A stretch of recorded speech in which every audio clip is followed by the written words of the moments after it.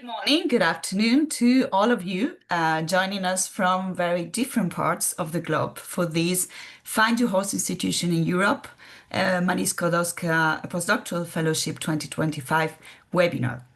It is great to see a high interest from the research community in more than 30 countries worldwide with over 900 registrations.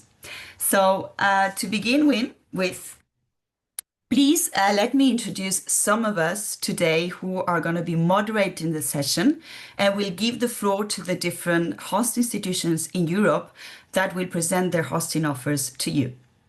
I'm very happy to have here with me today my EURAXESS Worldwide colleagues, Nishan Shandilia, Carlis Ropkanis, and Judith Magyar, who are based in Australia, China, and Japan, respectively. I guess many of you in the audience might already know them. Together, we will try to stick to time with a very intense schedule. We have 13 countries in Europe participating in this webinar. My name is Cristina Gomez, and I am the EURAXESS Worldwide Coordinator. I would like to mention that this webinar has been organized in collaboration with the MSCA Sklodowska National Contact Points in Europe. You will meet some of them today. So a big thank you to all of them. And of course, a big thank you to these over 50 institutions in Europe who have presented their hosting offers to you. With no further delay, please let's start. So for me to explain what EURAXESS Worldwide is and what we do here today with you, I first have to explain EURAXESS. EURAXESS is a European Commission initiative that supports mobility and career development of researchers. It's composed by 43 countries in and around Europe, and it provides a wide range of information and services for researchers who are looking to advance their careers in Europe or collaborate internationally. Possibly its more well-known tool or instrument is the EURAXESS Jobs Portal, where researchers can find thousands of job vacancies, fellowships, funding offers across Europe. You will see later that some countries will actually refer to the MSCA Sklodowska hosting offers available for this 2025 open call. Now, EURAXESS is now part of what is called the European Research Area Talent Platform, a centralized online gateway launched by the European Commission to support researchers and also research performing organizations across Europe. It includes streamlined access to various resources and services, such as the Research and Innovation Careers Observatory, the Innovation Platform, the Pan-European Occupational Pension Solutions, and EURAXESS, of course. And EURAXESS Worldwide, you see where we are located in the website on the right-hand side of the screen, is actually the international arm of EURAXESS. It's a network and a support services provided by the European Commission to connect researchers globally with Europe. It is designed for researchers outside of Europe, and this is the case here today with many of your researchers from all over the world. Who are interested in pursuing a research career or collaboration with Europe or with European institutions. Therefore, EURAXESS Worldwide provides information about European research, career development, international cooperation, and networking opportunities. There are 9 hubs, as you can see there in the slides.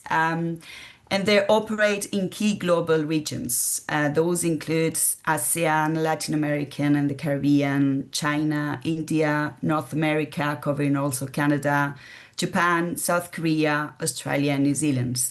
And it is a team of 13 representatives who you can connect with. So this is what we are here, because we promote Europe, we promote Horizon Europe, and we promote, of course, the Sklodowska-Curie actions. So just very briefly to remember what the MSCA Postdoctoral Fellowships are about. This is a very prestigious funding scheme by the European Commission aimed at enhancing the creative and innovative potential of postdoctoral researchers through advanced training and international mobility. It is under Horizon Europe program, and it has an indicative budget of over 400 million euros. The call opened at the beginning of May, and it will close next September the 10th. MSCA is a global program that supports career development by providing international, intersectoral, and interdisciplinary mobility. It's a program that fosters mobility, scientific excellence in all the different scientific fields, as it uses a bottom-up approach. You can see the 8 different scientific panels that evaluate this program. This means that the researcher, together with the host institution, will decide what kind of project they want to really submit, be it in physics, in chemistry, and economic science, mathematics, and so on. During the execution of the project, scientific skills will be gained, but also training on transferable skills will be provided. And this will allow for a very strong impact for researchers in their research career development. This fellowship will not only impact the researcher, but also the institutions where the project takes place, as it will enhance its human resources internal strategies. And of course, at system level, because it will advance the research field where the project is financed. How does it work, and how can you apply for one MSCA European Fellowship, which is the funding scheme that we are focusing on today? You, as a researcher, you need to find a host institution in Europe who will be the beneficiary of the grants. At that institution, you will have a supervisor that will be mentoring you during the whole duration of your time there. You will meet some of your potential supervisors today. So we have with us today 12 countries, and some of them are considered as widening countries. They refer to specific EU member state or associated countries to the program that have a less representative in EU research and innovation funding. And you can be offered like a second chance in case your project is not funded via the MSCA funding. You will hear from some of the NCPs and the institutions today how it works. Finally, for you to know that apart from the 8 different scientific panels that are covered, it's true that nuclear research can also be funded with some restrictions. So very quickly, and just as a reminder, these fellowships are open to all nationalities of researchers. You need to comply with the mobility rule in the country that you will be working in Europe, meaning you cannot have resided there for a specific time, a year in the previous 3 years before the call deadline. You need to have your PhD awarded and not more than 8 years of research experience by this 10th of September. There are exceptions. We're not going to go through them right now. The duration of your project can be between 1 to 2 years, but you can also enlarge it with a secondment in a non-academic institution in Europe. And you can do secondment, meaning research stays all over the world doing the project. I have to say that the MSCA is possibly the most popular scheme in Horizon Europe and the previous Horizon 2020 and FP7 before, with sometimes over 10,000 applications per call and over 1,000 projects funded per call. As you're joining us from all over the world, I think it was important and interesting for you to see that, you're successful researchers coming from all over the world to Europe. And this is the number of people, nationals from North America, Latin America, and the Caribbean, Africa, India, ASEAN, China, South Korea, and Japan, Australia, New Zealand, that have been granted Horizon Europe MSCA Postdoctoral Fellowship within this program. So what is the idea for us today here? We are not going to be talking about eligibility criteria. The idea is for you to meet possible host institutions. You have several informative sessions that are available for you online. Many of our colleagues here today with us have already carried out specific information sessions. The Executive Research Agency has a lot of documents for you to read, and the National Contact Points throughout their project Radiance you can also have a look at the different interesting documents for your support. So today, you have over 50 potential host institutions that will show you the different possibilities that they offer you for you to prepare with them postdoctoral projects. We will start with Spain, follow with Austria, Slovakia, Latvia, France, Romania, the Netherlands, Turkey, Belgium, the Czech Republic, Malta, and Croatia. So maybe today you will find the perfect match and you can stay in touch with this institution bilaterally after the event. And very quickly, before I hand over to my colleague Nishan to start the presentation of the next countries, we will provide all the answers for you specifically in the Q&As part of this Zoom. Please use it. The representatives from the different institutions will be able to answer using this possibility, clearly identify the country and the institution that you are inquiring about. And of course, we will provide all this presentation afterwards in the EURAXESS Worldwide YouTube channel and in the website. Having said this, I want to hand the floor to my colleague Nishan for him to start the presentation of the different countries. Thank you. Thank you very much, Christina, for that comprehensive overview of the postdoctoral fellowship as well as this webinar. As you mentioned, I think we will now focus on the host institutions across Europe. And then, of course, we will begin with representatives from Spain, Australia, and Slovakia for the first hour. And each of them will present their hosting offers as well as their institutional strengths, which is an excellent opportunity for all of you to ask your questions. So without further ado, let's begin with our first speaker from Spain. It is my pleasure to welcome Javier Eco, who is representing FICIT, which is the Spanish Foundation for Science and Technology. Javier is also the NCP for MSCA in Spain. Now, quickly, I'll hand over the floor to you, Javier. But let's start the screen first. I think the screen is there for you to start your presentation. Over to you, Javier. Okay, so thank you very much for the invitation, and I'm going to put my alarm clock on because we start directly with the presentation. You will be sharing the slides, right? Yeah, okay. So the first thing that I wanted to highlight is that looking at, Spanish institutions are very, very active in this program, particularly in MSCA in general, but particularly in MSCA Postdoctoral Fellowships. So next slide, please. Just looking at the results of the previous call of MSCA 2024, you can see that we presented quite a lot of proposals, but we also obtained quite a lot of proposals. Next slide.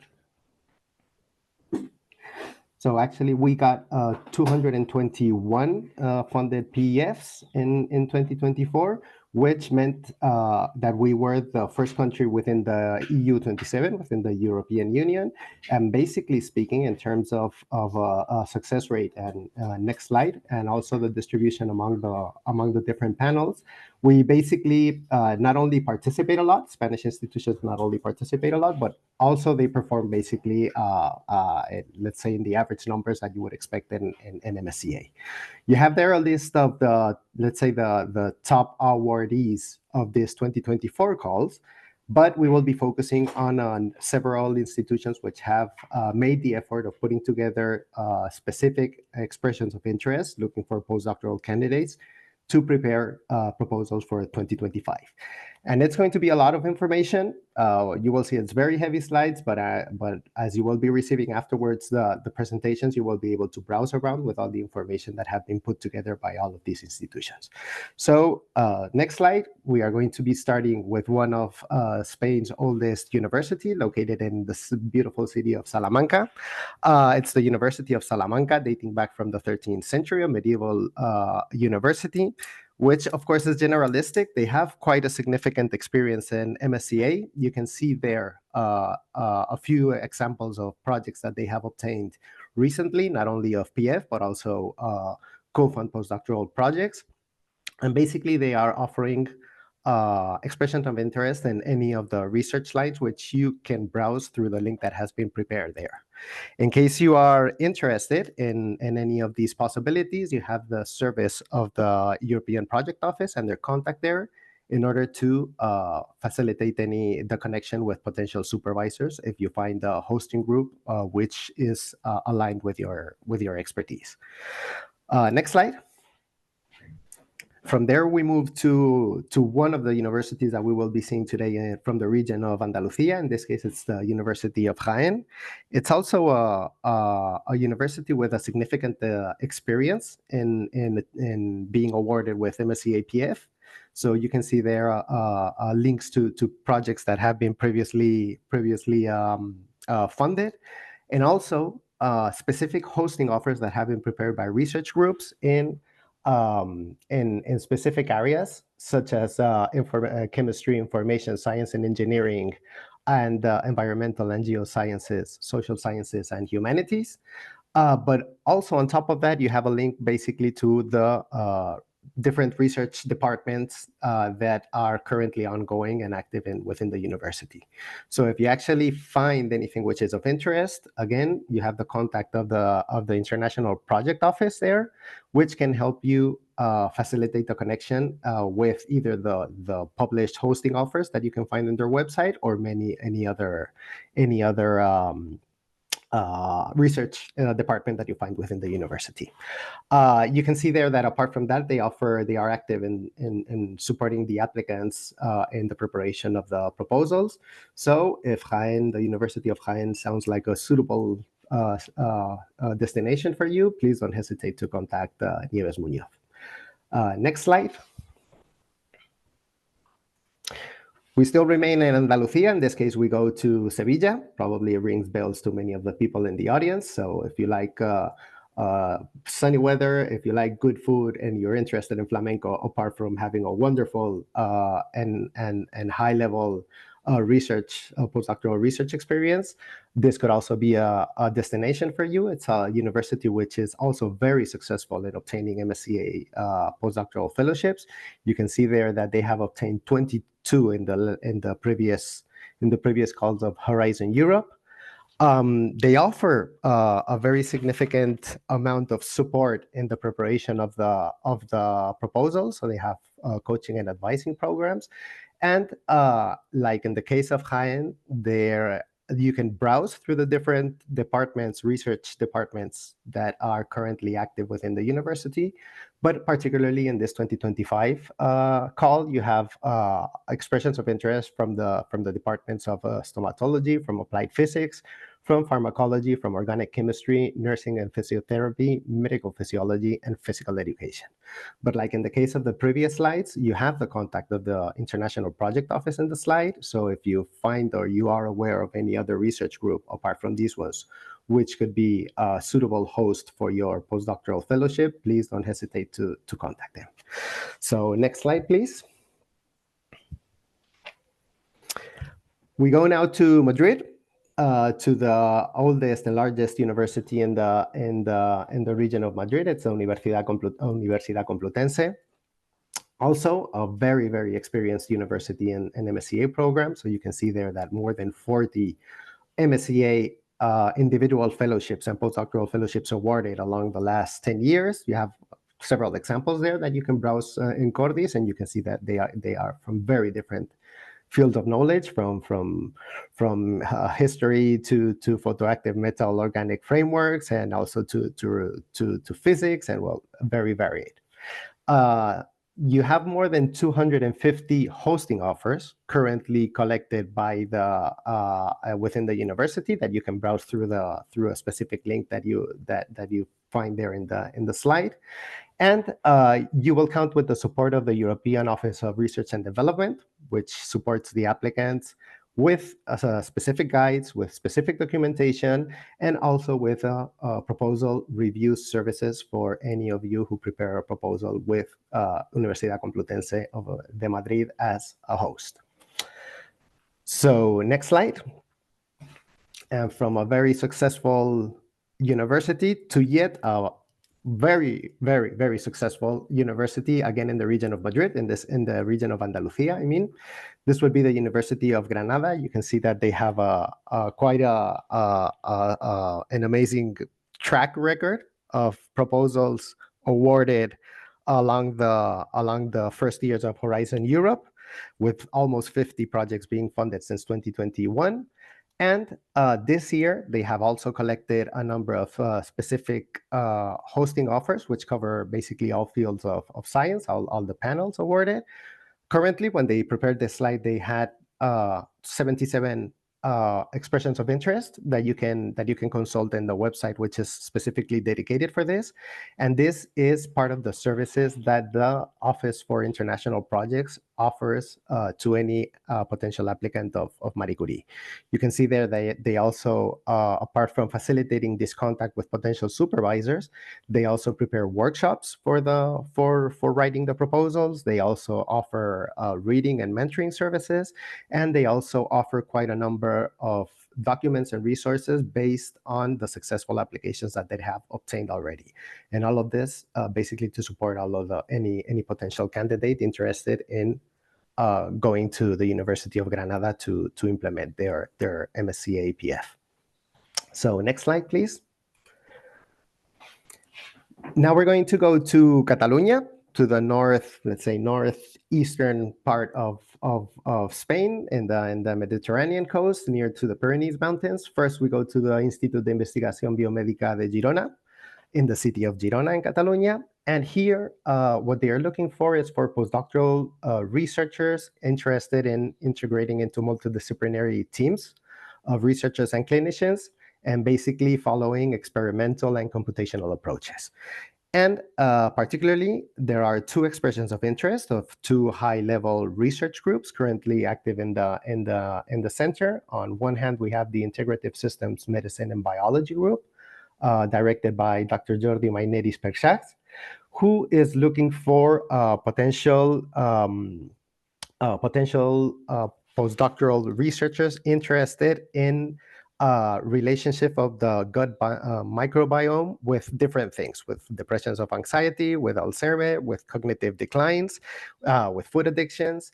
And you can see there in the left side that you have a number of, apart from the details of the research lines where they're proposing the possibility of preparing one of these PF's proposals, the links to relevant literature, which could give you an idea of the kind of project or proposal that you could be working in the case of the group of Dr. Maineris Perxax.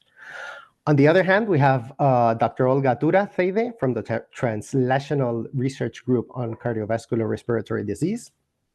In this case, they are looking for candidates to work within the framework of a project focused on let's see if I can read this correctly, endothelial dysfunction and cardiovascular risk in long COVID.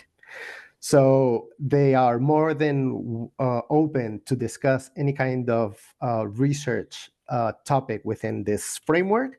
And for that, you have the contacts directly of Dr. Olga Tura on one hand, and also of Dr. Jordi Maineris on the other one.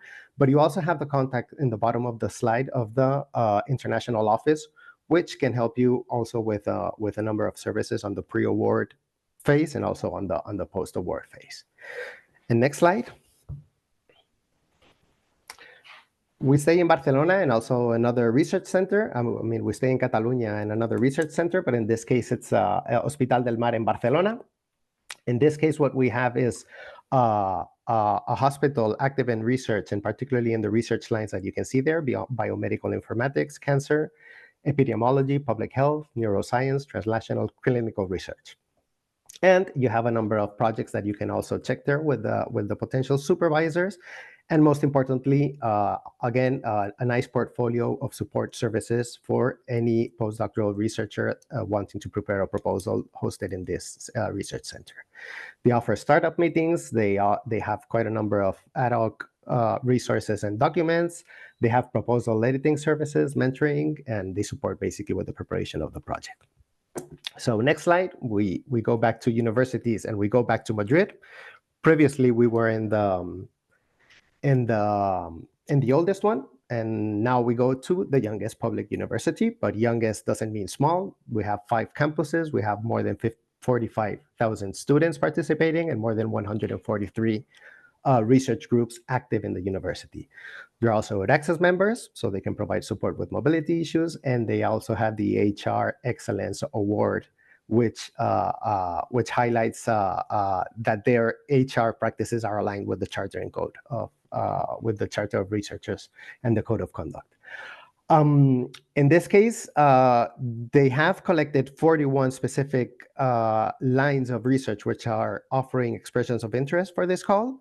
But most importantly, in the month of June, they will be having a matchmaking event. So if you are thinking of Madrid as a possible destination, you can look for the information, contact the research office there, and participate in this matchmaking event, which will take place very soon and will help you match with these research lines that they have.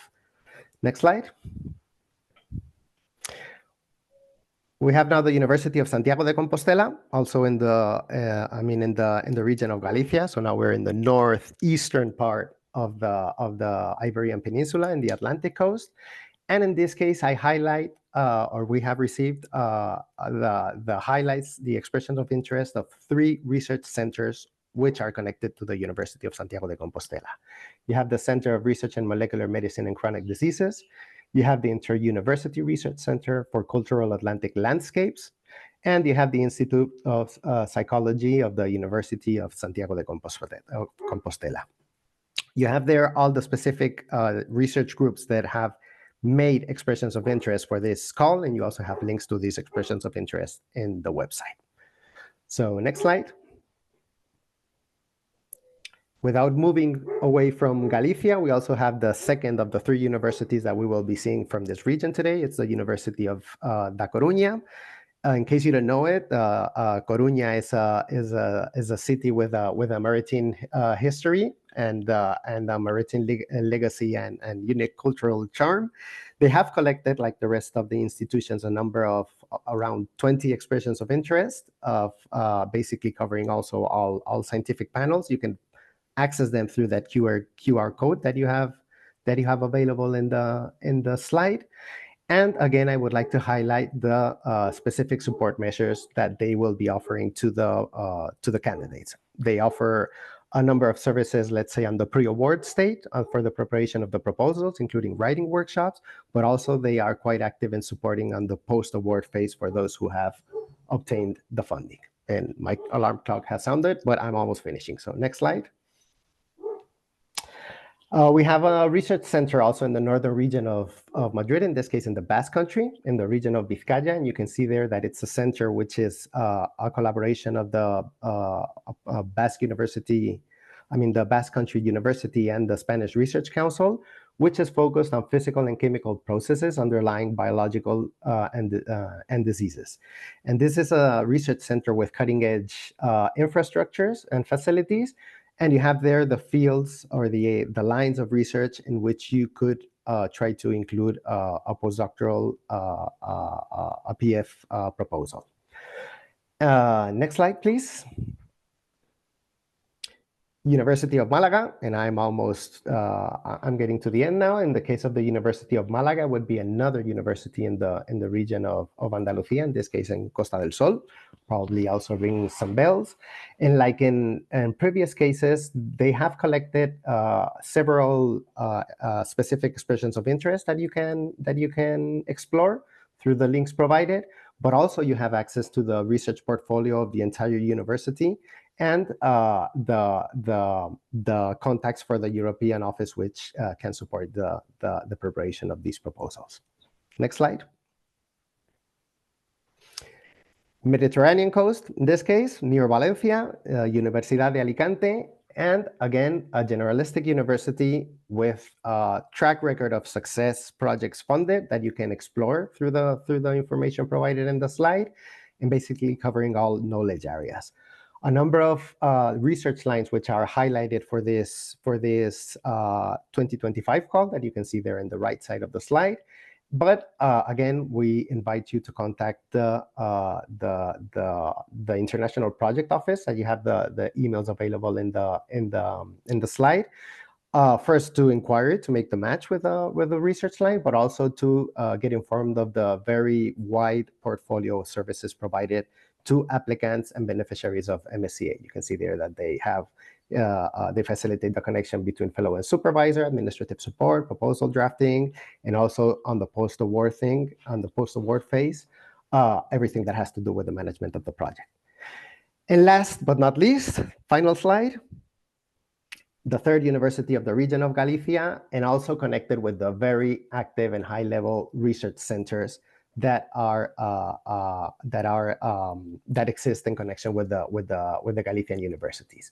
Again, you have different research centers that you can explore easily when you have with the slides. Also links to specific expressions of interest within each of these research centers, and central contact, which will facilitate everything on the University of Santiago de Compostela, basically to help you with the pre-award phase, but also with the post-award phase. And that's my final slide. Thank you very much for the time provided. Thank you very much, Javi. I think you did an excellent job of explaining a lot of these things. And I request all the attendees to please use this time while Javi is with us to ask any questions that you have with regards to all the hosting offers he presented across Spain. There were quite a number of them. I'm sure that you will be able to find multiple of them very interesting and maybe very relevant for your prospective host institution. Thank you again, Javi, for joining us from Spain. It was a pleasure having you with us. Very quickly, what we will do is now we will move on to Austria, and we have 4 presentations from Austria today. So the first presentation will be by Kerstin Gangelmeyer, who is from the Austrian Research Promotion Agency, and Kerstin is also the NCP for MSCA in Austria. Kerstin, I'll start sharing the screen, and the floor is yours now. Thank you.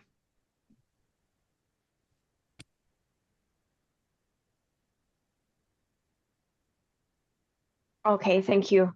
So hello everyone, also from my side. I'm one of the 3 NCPs for MSCA in Austria, and today I have the honor to introduce you to Austria before my colleagues give you some information about their institutions, and I will tell you first a little bit about Austria in general and what Austria can offer you as a possible host country. So next slide, please. So first of all, Austria lies in the heart of Europe, and with that, it has excellent transport and communication links across the continent. We also have a rich cultural life and amazing nature, you might know. So this contributes a lot to a high quality of life for researchers and the family, and makes Austria a very attractive destination, I would say. Second, Austria has a well-developed and diverse higher education system, including 23 public universities, 19 private universities, and 21 universities of applied sciences. Also, Austria is widely recognized by global organizations and companies, making it a highly connected hub for both European and global research networks. Also importantly, Austria is a very research-intensive country. So Austria's gross domestic expenditure on research and development is 3.35%, which is above the EU average, actually being Austria being the 3rd highest research-intensive country within the EU. And so please, for further information regarding the research landscape and possible funding opportunities, have a look at these 2 provided links here. Thank you. So just to give you a brief overview about the main funding organizations, Austria has 3 funding agencies, each have a specific focus. So the FWF, the Austrian Science Funds, is mainly funding basic research. The FFG has its focus on applied research, and the AWS, the Austrian Promotional Bank, funds mainly commercialization and valorization. So next slide, please. The FFG, so the Austrian Research Promotion Agency, this is actually where I am located. It is the hub of the Austrian National Contact Points for Horizon Europe, including MSCA. So we sit in the House of Research in Vienna, and it is the largest funding agency for research and innovation. Next, please. And importantly for you to know, what are our main services? So first of all, you can have a look at our FFG Academy calendar. There we provide information about trainings. So we offer various trainings, also partly in English. We also offer a proposal check service for applicants with an Austrian host organization. And more information about that you can also find in our online info package. It is worth to have a look at this info package. We have some useful information there, some information videos, links, and so on. And I would also advise you to register for our newsletter under this provided link here, so you stay up to date about the latest news on research careers topics such as the MSCA. So if you have questions, if you need help for your applications, please get in touch with us. So this is me with my 2 NCP colleagues for MSCA. We are very happy to help you out, and we have provided our contact details here, so contact us. And with that, I give the floor to my colleagues that will introduce now the organizations to you in Austria. Thank you.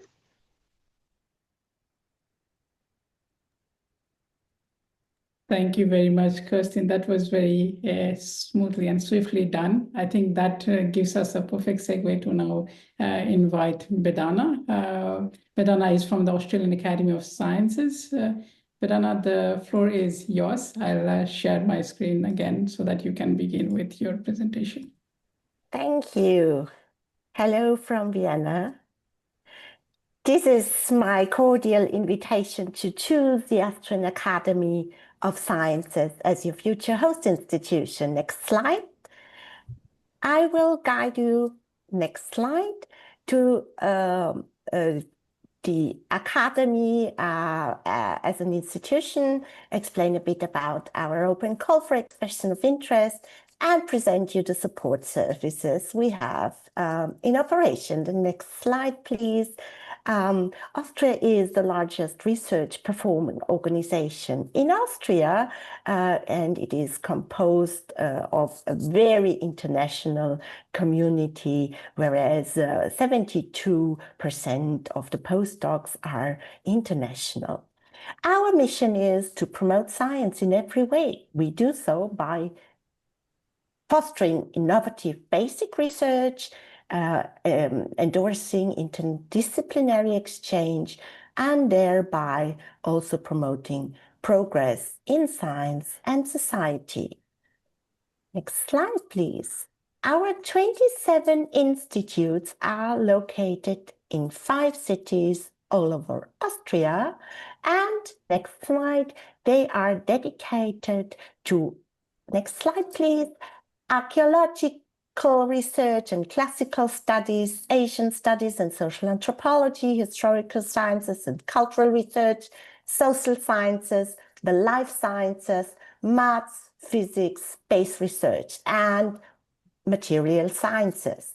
The next 3 slides direct you to the links of the institutes, and we cordially invite you to search these links in order to find your perfect supervisor.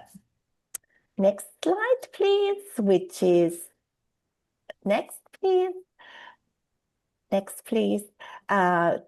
Giving you information about the call that we have opened for you after having searched the website for your perfect supervisor.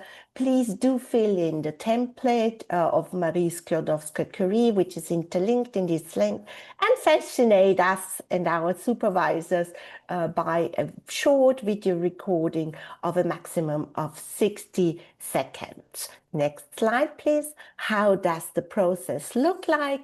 If you are eligible under the Marie Sklodowska-Curie criteria, please send us your documents by the 22nd of June.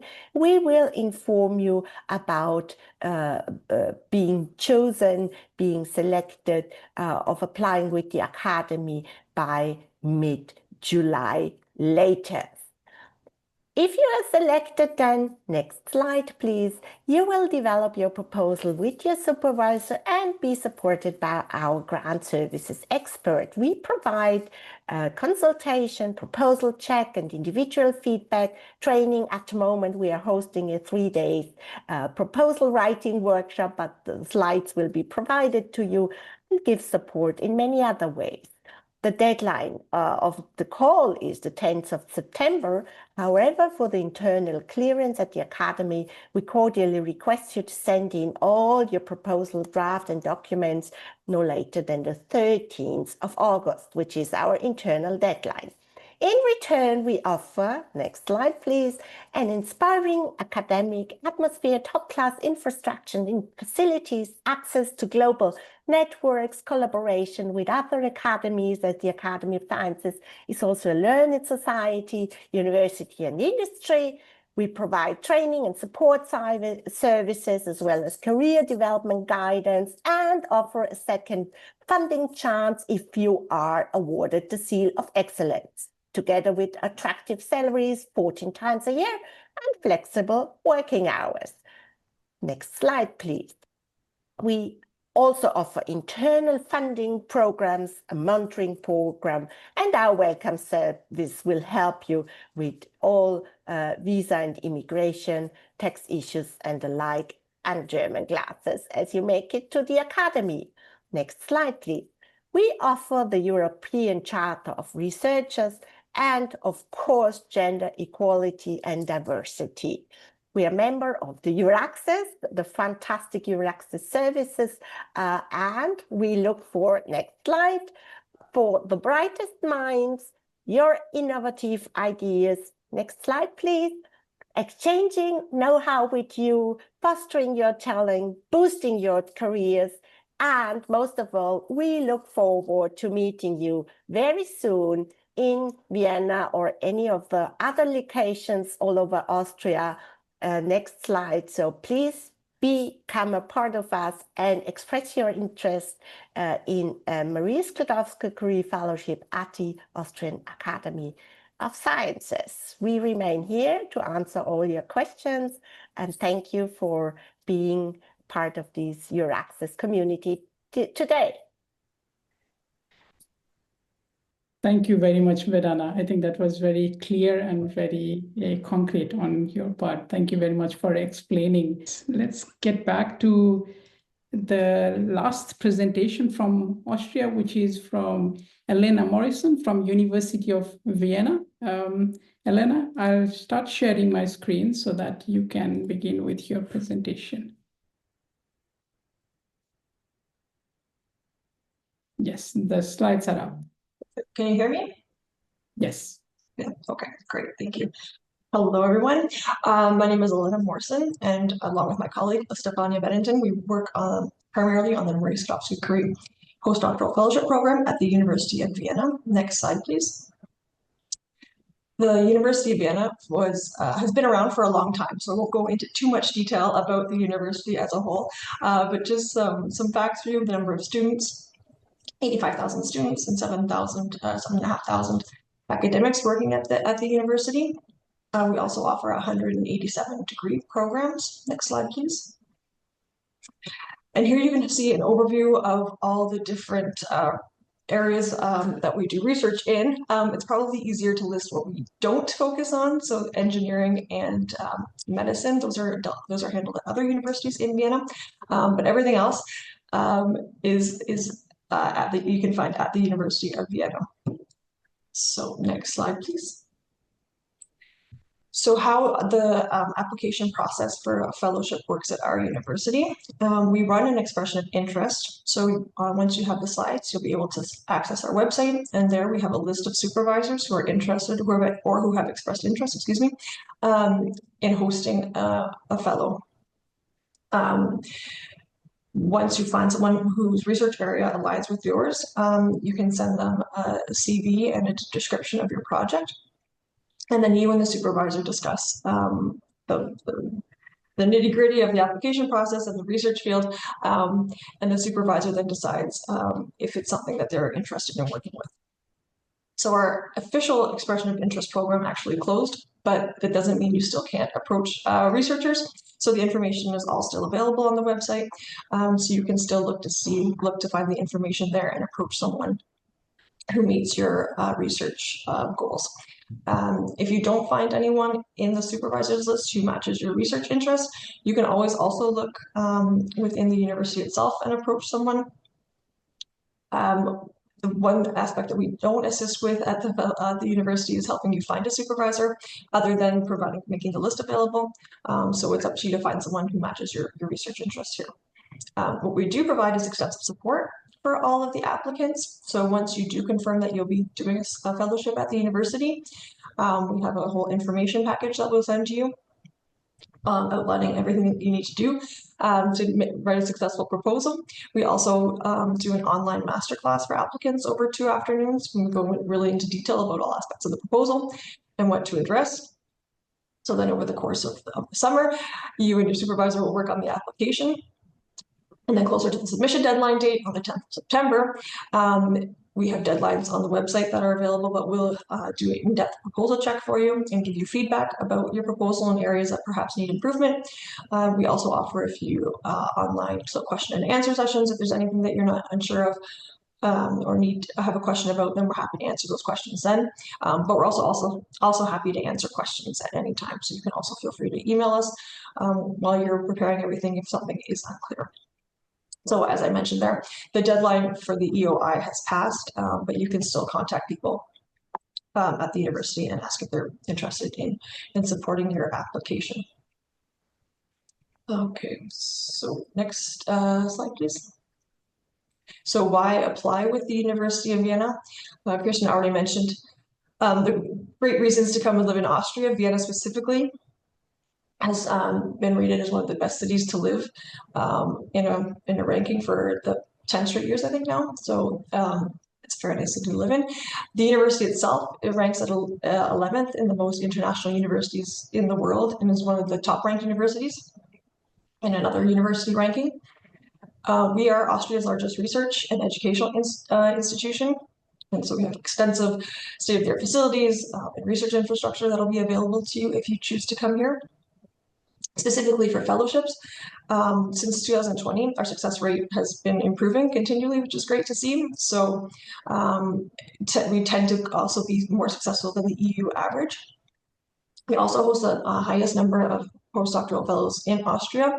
So we have 62 fellows who have are currently either carrying out their project or waiting to start their project. That's great. I also mentioned the extensive support we also provide, so it's just listed there again, all summarized. One point I will also promote for all Austrian institutions is that the salary for fellows is higher than the living allowance paid by the fellowship itself. So because at our organization, people are paid by the collective bargaining agreement. The collective bargaining agreement for postdoctoral fellows for Austria is higher than what the fellowship pays, so you do receive actually a higher salary than what you normally get with the fellowship. Next slide, please. And there's all of our contact information if you want to get in touch with us, as well as a link to the website where you can find out more information about the fellowship, about fellowships at the university. Thanks. Thank you very much for that, Elena. It was very clear, and I think although the deadline has passed, as you mentioned, there are support that is available. So those who are interested, please feel free to get in touch with Elena. Elena is still with us for some time, so please, if you have any questions, please feel free to ask your questions in the Q&A interface so that you'll be able to respond to them. Thank you very much again. I think we can now move swiftly again back to Danielle. So we from the Ludwig Boltzmann Gesellschaft, we are a non-university based research organization in Vienna, Austria, with a thematic focus on medicine, life science, and social sciences. And basically, we operate 14 Ludwig Boltzmann institutes all over Austria, which does transdisciplinary research in this area with partners. So we have partner organizations, which we will see in the later slides. We also operate clinical research groups, and we have a career service which provides support for our researchers across different career stages in academia, but also beyond. And last but not least, we operate our Open Innovation in Science Center, which is pioneering participatory research and stakeholder involvement. And the two specific institutes that are going to be presented in the coming slides, they are based also in Vienna. And as some have already said, it's been decided a couple of years in a row as the most livable city. So you definitely also have a lot to explore in Vienna. So let's go to the next slide. So basically, the Ludwig Boltzmann Institute for Traumatology is located also in Vienna, as you can see from the nice picture. And as its partners, it has the largest traumatology hospital. So next slide. And as you can see, basically here are the key research areas of our institute, which unfortunately, since I'm not the topical institute expert, I can't say that much on. But you can see that there are a lot of different areas in which the institute does very practical research. Yes, so let's move on. Next slide. Daniel, if you want. The second institute, we have here our key researcher, Emir. And maybe, Emir, indeed, you would like to take that over and say a little bit yourself about the LBI for hematology and oncology. Yes, thank you very much. I made it to this session. We did a pre-recording because I was not sure, but now I'm here. Hello, everybody. My name is Emir. I'm the Administrative Director and Research Group Leader for the LBI for Hematology and Oncology. And we are located at the Medical University of Vienna and the General Hospital of Vienna, which is one of the world's best 25 hospitals. As you can see on this slide, we focus on hematologic research, on stem cell research, neoplastic stem cell research. We are working very closely to the clinics, to clinical applications. We use methods like omics, flow cytometry to find new targets for diagnosis, for prediction, but also for treatment of hematological diseases. And we strive to apply them in the clinics as fast as possible. We also have fields covering other topics of the Ludwig Boltzmann Gesellschaft, like open innovation in science. We are looking into early diagnostic of leukemias by looking into age-related oncogenesis. And we're also working on comparative medicine. And this is what I would like to present in particular. So please, next slide. Yeah, as you can see in the Port-to-Patient Consortium, which is an European consortium to be built up, we aim to introduce our companion animal patients, like dogs and cats who develop their diseases naturally, in the pathway of drug development. And by that, we strive to improve the prediction of animal experiments in terms of how it will play out in the patient, because there is a dire need to do that. Many drugs that are effective in experimental animals fail in humans. And here we want to help our pet animal patients, because we treat them as patients, by using new substances and then to learn from there to predict the effects in the people. This is a consortium of veterinary research institutions together with the Medical University of Vienna and our Ludwig Boltzmann Institute. And we invite everybody who is interested to participate in this European consortium to help build it up and to improve the health of humans, but also our pets to apply. You can find our contact data up here. So let's hear from you. Thank you very much. Thank you. Thank you very much, Daniel and Emir. And apologies that the video didn't work, but I think it was excellent that you both could join us live in person. And of course, this also allows all those who are attending to ask questions that are relevant to this hosting offer. So I encourage all those who are attending, please use the Q&A interface to ask any questions that you have for Daniel and Emir, and they will be with us for some time so that they can answer your questions that is pertaining to your institution. Once again, thank you very much. I think with that, we swiftly move on to Slovakia. And again, with Slovakia, we will have 4 presentations presented by different speakers. And to kick off Slovakia, I invite Natalia Kraxner from the Alexander Dubek University of Trenčín. Natalia, welcome to the session. I'll share my screen so that you can take over the presentation. Hello everyone, once again, my name is Natalia Kraxner. I'm from Department of Administration and European Projects at FANGLAS. And today I'd like to present our Fanglas Center as a way to start your MSCA success story. Fanglas Center, what is it actually? It is a center for functional and surface functionalized class.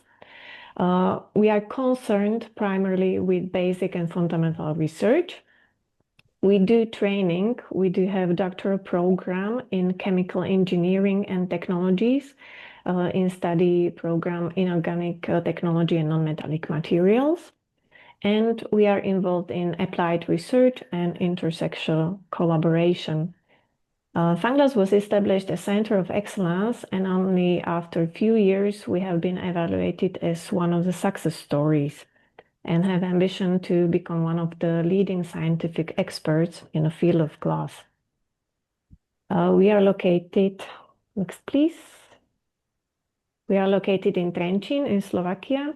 Trenčín is town with population about 50,000 and good accessibility to other European capitals like Vienna, Budapest, Prague, or Warsaw. Next year we will be hosting the Capital of Culture. We are a university-embedded Center of Excellence with quasi-faculty status.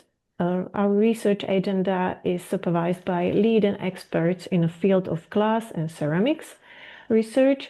First is our own Professor Galusek at Alexander Dubček University of Trenčín, then Professor Duran from SIG Madrid, then Professor Vondracek, FSU Jena, Professor Boccaccini, VU Erlangen-Nürnberg, and Professor Bernardo, University of Padova.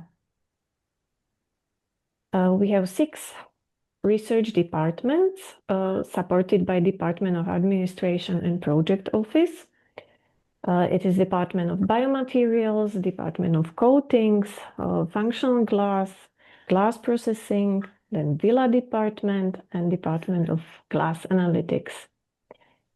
Our main focus is on research on glass and ceramic materials with special emphasis on study of functional properties like luminescence, electric, magnetic, catalytic sorption, and functionalization of conventional glass with the aim to modify mentioned characteristics and add new functionalities.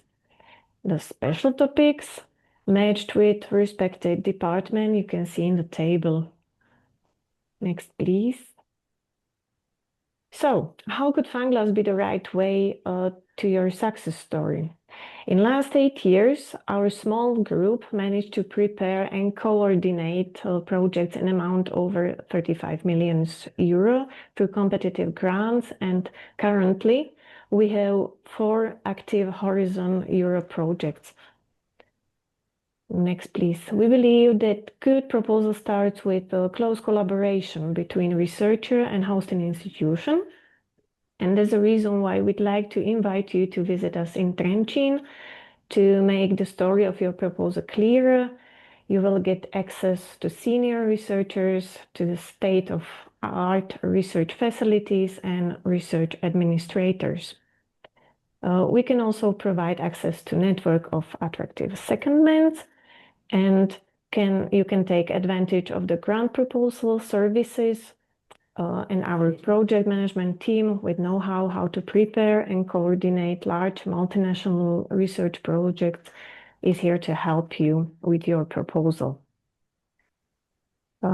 You could have higher chance of success for proposals with score higher than 85%, you get so-called seal of excellence. But if you are slightly below the cutoff score for funding in MSCA Fellowship, you will get the chance to participate in ERA Fellowship Call, funded from the widening program of Horizon Europe for widening countries only.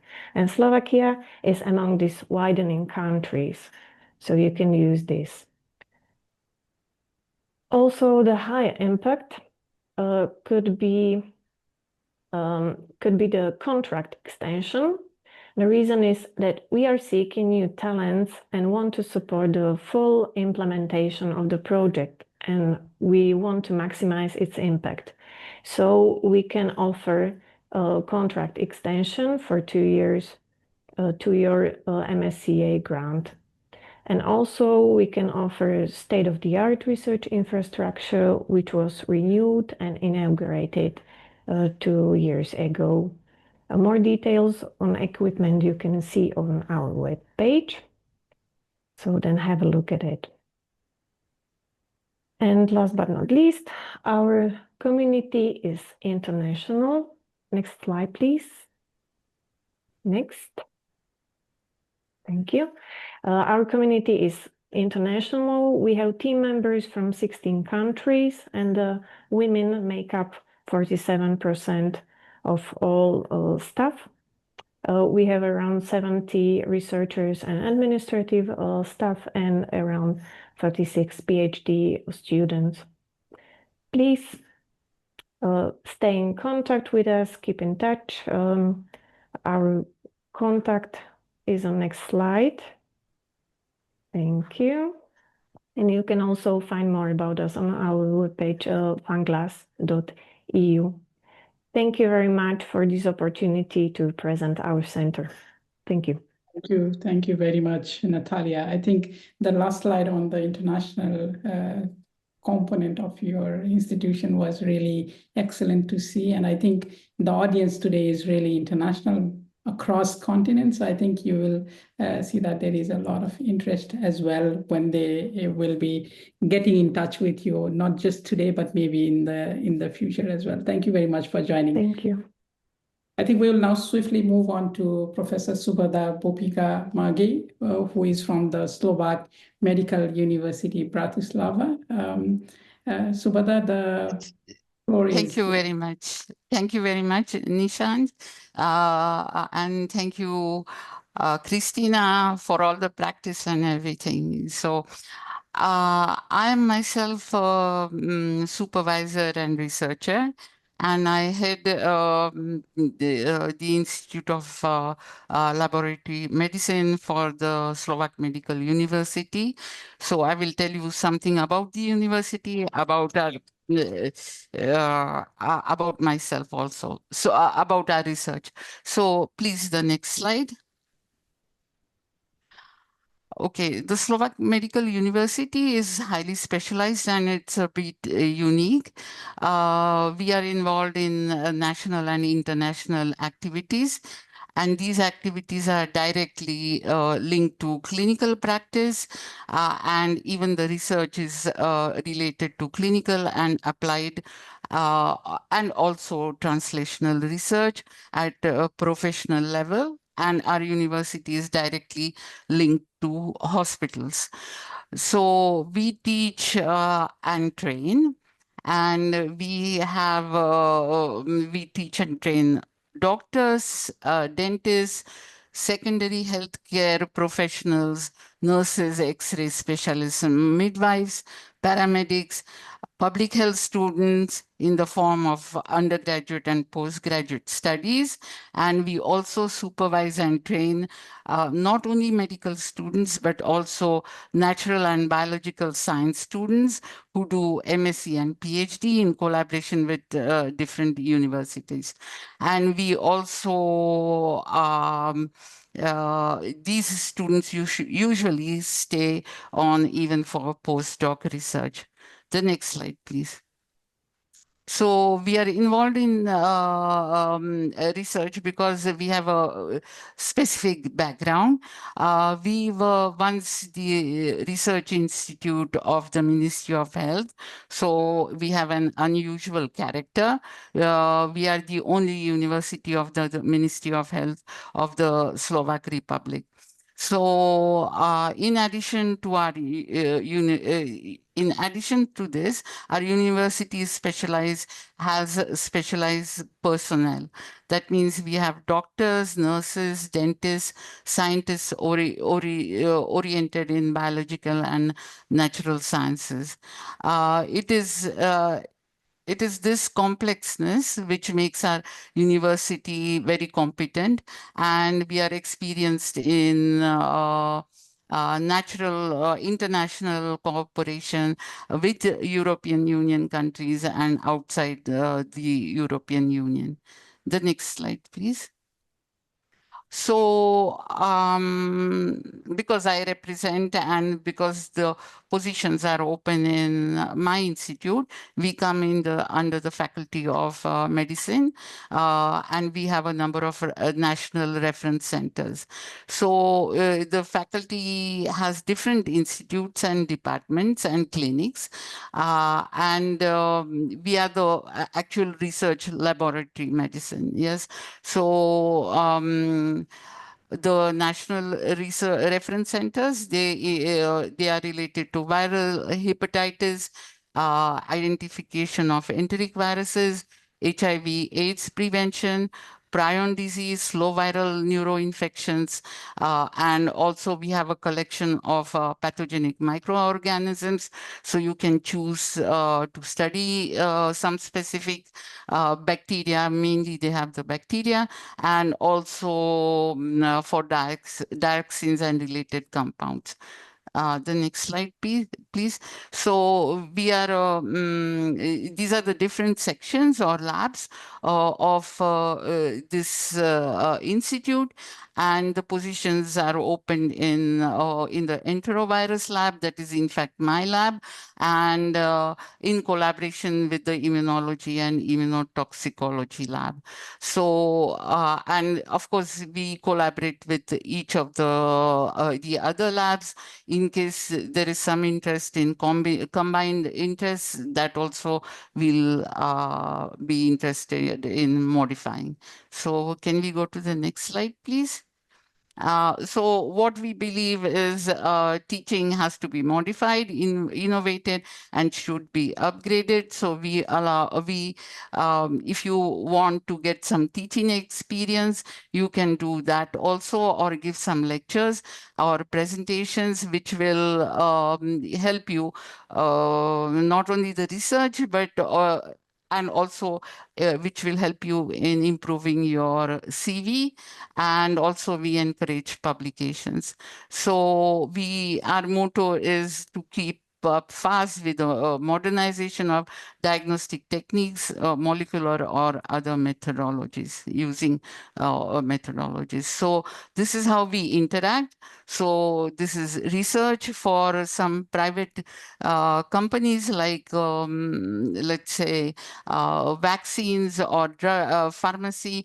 We also provide expertise, that is, we do research for them.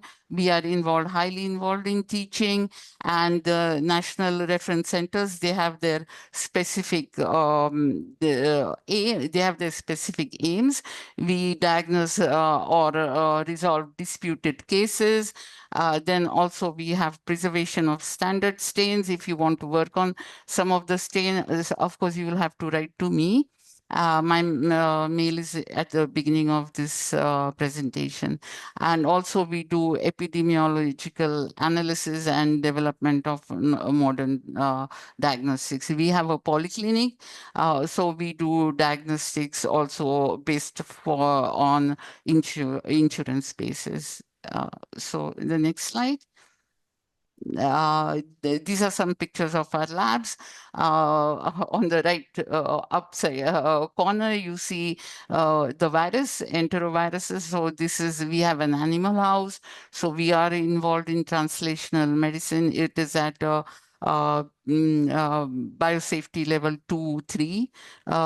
So we have the next slide, please. So these are some of the students actual from my lab, and these are some our labs. They are quite modernized. Then the next slide, please. So these are some of the different projects, in fact, my own projects, and you're welcome to write to me or get information from our project department. So you can go through me, and you're welcome to Bratislava. The next slide, please. Thank you very much, and thank you for the opportunity. This is the Bratislava Castle. Thank you. Thank you. Thank you very much, Subhada, and thank you for indicating your availability to all those who are interested. I see a number of people are raising their hands. I request if you have questions for Subhada, please type on the Q&A. Subhada is with us for some time and she will be able to respond to you in the Q&A writing. So please continue asking this question. This is excellent to see that there is a lot of desire. Now we move on swiftly to two other presentations, and both of them are from Comenius University, but from different departments. The first one is from the Physical Education, Sports and Exercise at Comenius University, and we'll be joined by Miroslava Simiakova. Okay, thank you. So, dear students and postdoctoral researchers, I would like to introduce to you the opportunity for postdoctoral work at Faculty of Physical Education and Sport, Comenius University in Bratislava. Next slide, please. Slovakia is a beautiful country in the heart of Europe, known for its stunning nature and rich culture. The high Tatras and Carpathian Mountains offer great hiking and also skiing. Historical towns, castles, and traditional villages preserve folk, customs, and crafts. With delicious food and warm hospitality, Slovakia is a memorable destination for any traveler. Next slide, please.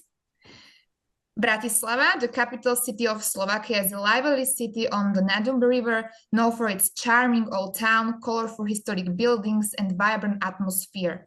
Highlights include Bratislava Castle with panoramic views and scenic river promenade lined with cafes and galleries. Next slide, please. The Faculty of Sport Education and Physical Activity prepares highly qualified graduates to contribute to science, culture, sports, and health. It offers full-time programs for future teachers, trainers, and researchers. Students can earn a bachelor's, master's, or PhD in sports sciences, gaining both theoretical knowledge and practical skills. The PhD program emphasizes research, innovation, and collaboration with active academic teams. Next slide, please. Our research explores a wide spectrum of important health challenges, focusing on diverse groups, including pediatric oncology patients, individuals living with multiple sclerosis, patients struggling with obesity, seniors, and even athletes. By addressing such a varied population, we aim to uncover unique insights that can improve quality of life across all ages and conditions. From understanding the complexities of cancer in children to optimizing physical performance in athletes, our work bridges cutting-edge science with the real-world impact, pushing the boundaries of health and wellness research. Next slide, please. Within the scope of these experiments, we have been able to publish numerous interesting and highly regarded studies in recent years. Next slide, please. We offer interdisciplinary research opportunities that integrate microbiome science, clinical studies, nutrition, and exercise physiology to tackle complex health issues. Researchers have access to real-world clinical datasets and cutting-edge labs at Comenius University, the Slovak Academy of Sciences, and partner facilities in Martin. Collaboration with the National Sports Center enable applied performing testing, breeding research, and practice. We maintain strong international ties with institutions across the European Union and the United States of America, including universities in Alabama and Pennsylvania. Comprehensive mentoring, publishing support, and grant writing guidance help research team, all within the vibrant and affordable city of Bratislava. Next slide, please. Thank you for your attention, and we look forward to you choosing to be part of our team, because alongside meaningful work, you will also experience plenty of fun. So thank you very much. Thank you. Thank you very much, Miroslava. I think the pictures speak 1,000 words for themselves. So it's good that you included them. We could visualize things. Excellent presentation. Staying with Comenius University Bratislava, but now moving to the Ješenius Faculty of Medicine. Please allow me to introduce Katerina Beach. Katerina, the floor is yours. Thank you.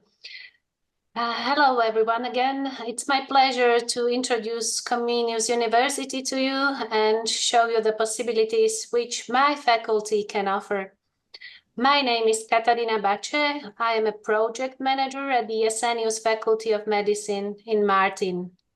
Just to get an overall overview of the location, as you can see on the map and see from the previous presentation, Slovakia is located in Central Europe with a population of more than 5 million inhabitants and with the capital city of Bratislava.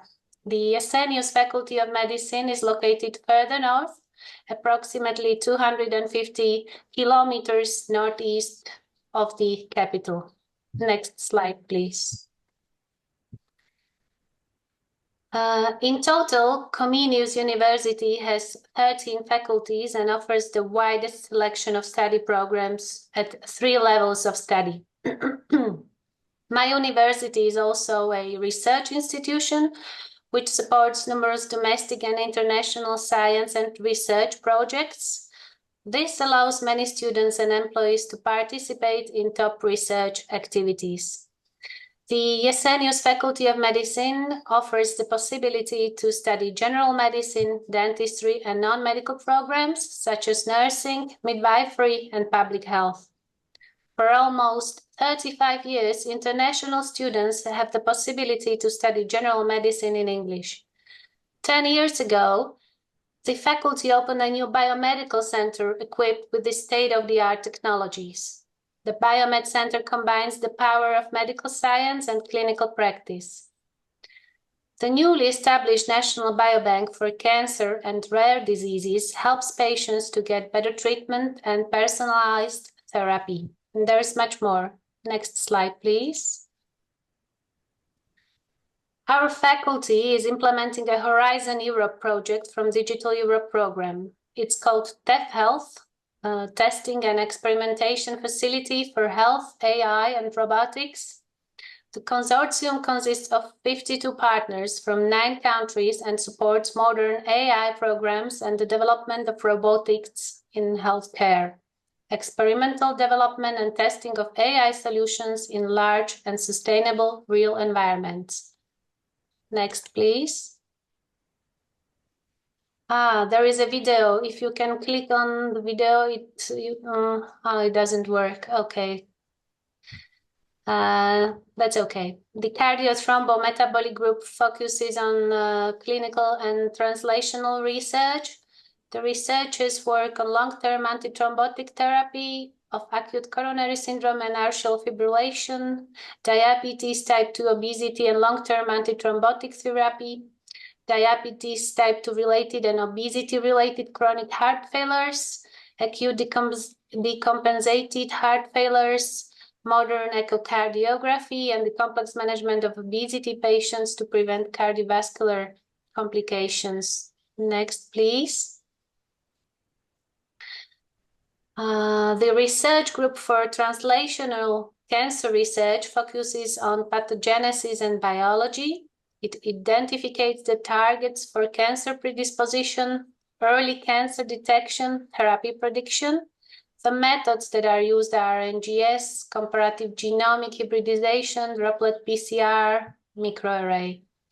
The main focus of the research is on molecular oncogynecology, breast cancer pathology, molecular pathology of colorectal cancer and gastrointestinal tumors, lung cancer genetics, and genetics of leukemia.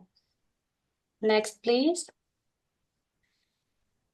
The lab of proteomics and mitochondriopathies is in the cluster of neurosciences. It analyzes the samples of blood, liquor, tissue from patients with diagnoses such as rare neurological diseases, Parkinson, Alzheimer's disease, and rare muscular disease.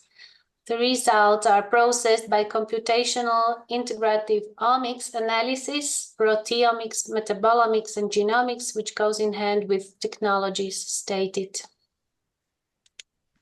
Next, please. The respiratory research excels in advanced surfactant development with a focus of acute lung injury therapies. Preclinical testing in animal models is at the highest level. Through global collaboration, the team is advancing surfactant therapy to develop surfactant preparations with modified protein analogs. And the last slide. I'm very grateful and very happy to be here with you and looking forward and seeing you in Slovakia. Many thanks to all of you. Thank you very much, Katarina. I think it was very sweet, very short and very clear what you presented. So I think it allows everybody time to also digest what has been spoken. With that, I think we've finished 3 of the 12 countries that we are going to feature. We heard from 10 speakers, so a lot of information that has been shared. We still have a number of institutions to present, but I think it is the right time that I now pass the moderator baton to my colleagues from Japan. From my side, this is Nishan Sanilia from Sydney, signing off and passing on to my colleague Judith from Japan. Over to you, Judith, for the next set of countries. Thank you so much, Nishan, and a very warm welcome to everyone from Japan. I'm Judith Erika Major, country representative of EURAXESS Japan, as you have heard. Let me just share the next set of presentations. I hope they're clearly visible, and I would like to invite the first speaker, Unda Zolina from the University of Latvia. She's the leading expert of the Initiatives Division. Hello, everybody. I hope I can click next when it's needed, so please let me know. Thank you. Yeah, sure. And can you hear me? All is fine, yeah? It's a real pleasure today to connect with researchers worldwide. And today I would like to highlight why Latvia, a small country in Northeast Europe, is an excellent host for postdoctoral fellowships. Latvia is a country with big ambition and dynamic academic environment where things happen fast. Researchers here are supported, visible, and offered real opportunities for rapid career growth. Latvia offers excellent and work balance, life and work balance. It's family friendly, and with safe cities, green spaces, and good schools. Nature is everywhere: forests, rivers, beaches, and national parks open and accessible to the public. And it's easy to get here. Riga International Airport is a regional hub with over 100 direct flight destinations, making Latvia well connected to the rest of the world. And now we are already at the next slide, who we are as a university. And established more than 100 years ago, we are country's leading research university, home for 15,000 students and researchers across 6 faculties. And we are very highly active in research, running over 900 projects annually, supported by a strong mix of public and competitive funding. We are part of the international QS World University rankings and are continuously working on increasing our research output and impact with a strong emphasis on equality. Next slide, please. University located in the capital in Riga blends a long academic tradition with innovation and international collaboration. We offer dynamic research environment across natural sciences, humanities, social sciences, technical sciences, and medicine. Our modern academic center includes a House of Nature and House of Science. Those photos you can see here on a slide. With nearly 200 laboratories supporting interdisciplinary research, more than 130 of which are research-focused. And the center will soon be joined by the House of Letters, dedicated to the humanities and social sciences. Next slide, please.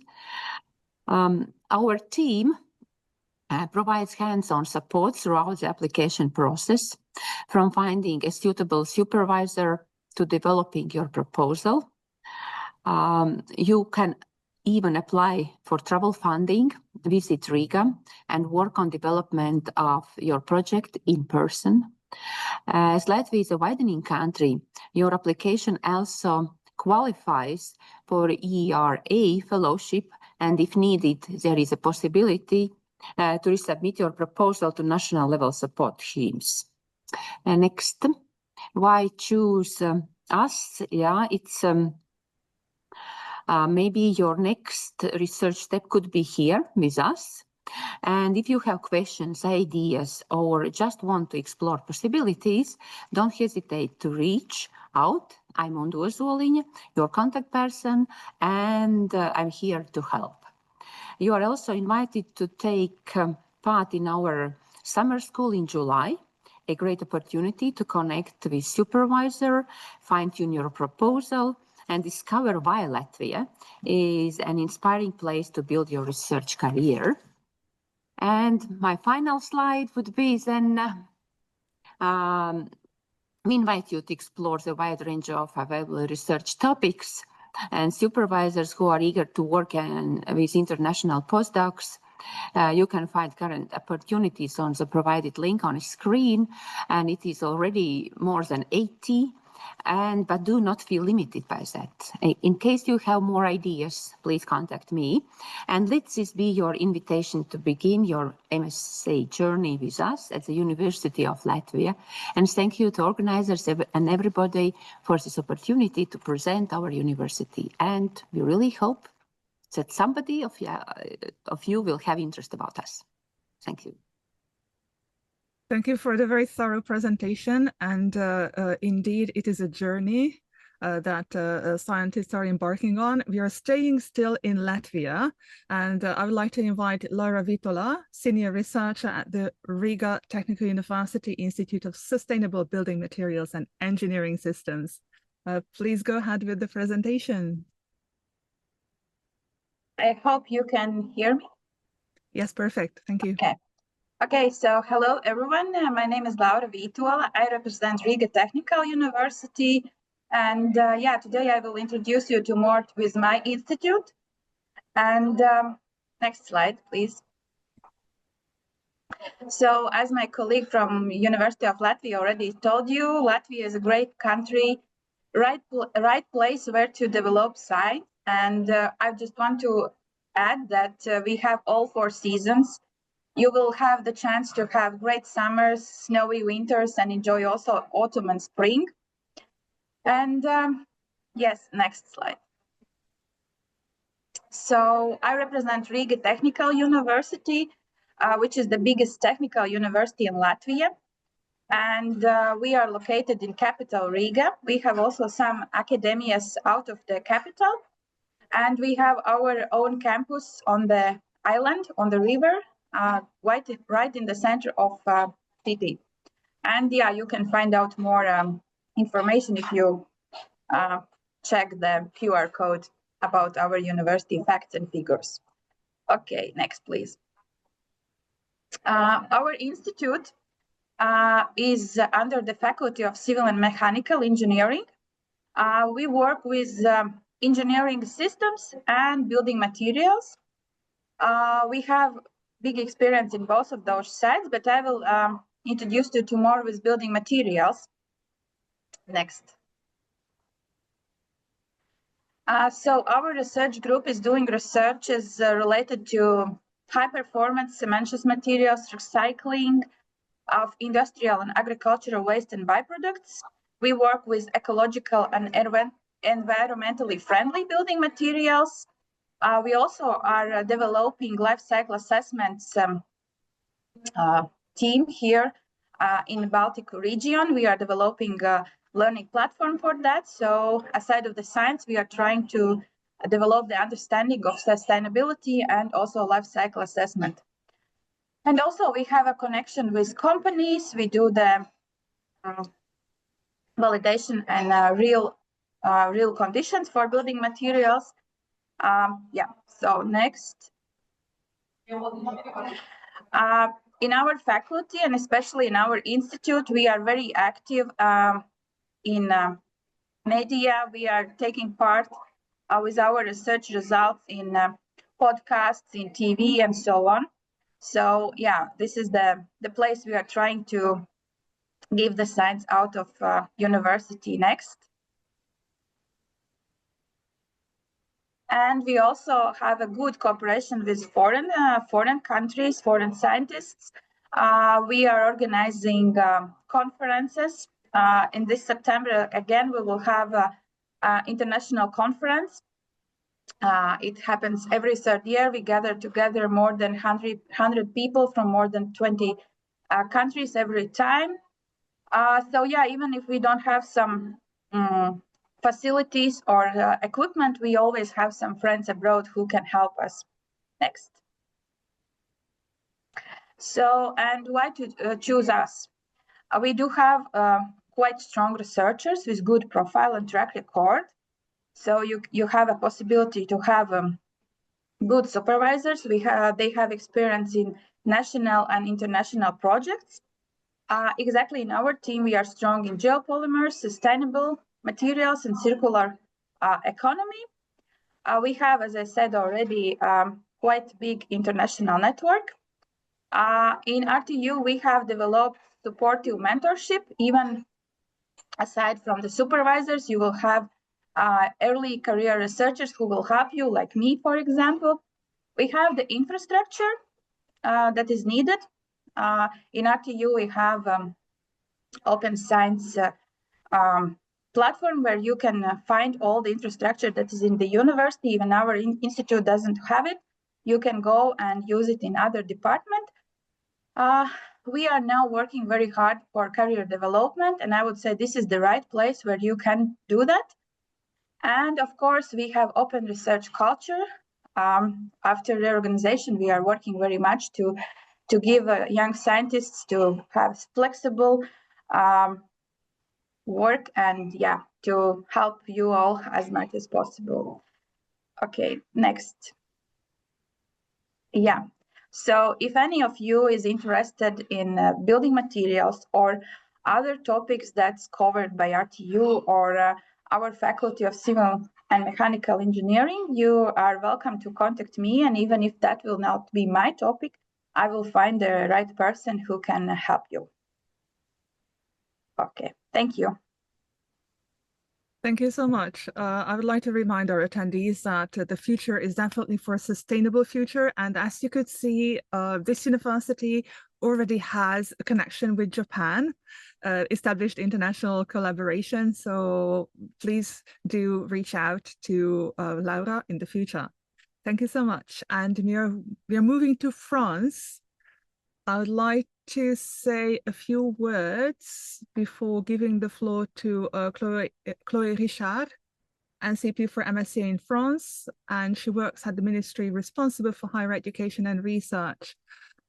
Please type your questions in the Q&A, dear audience, and also read the chat for information on useful links. Thank you. Chloé, would you like to proceed?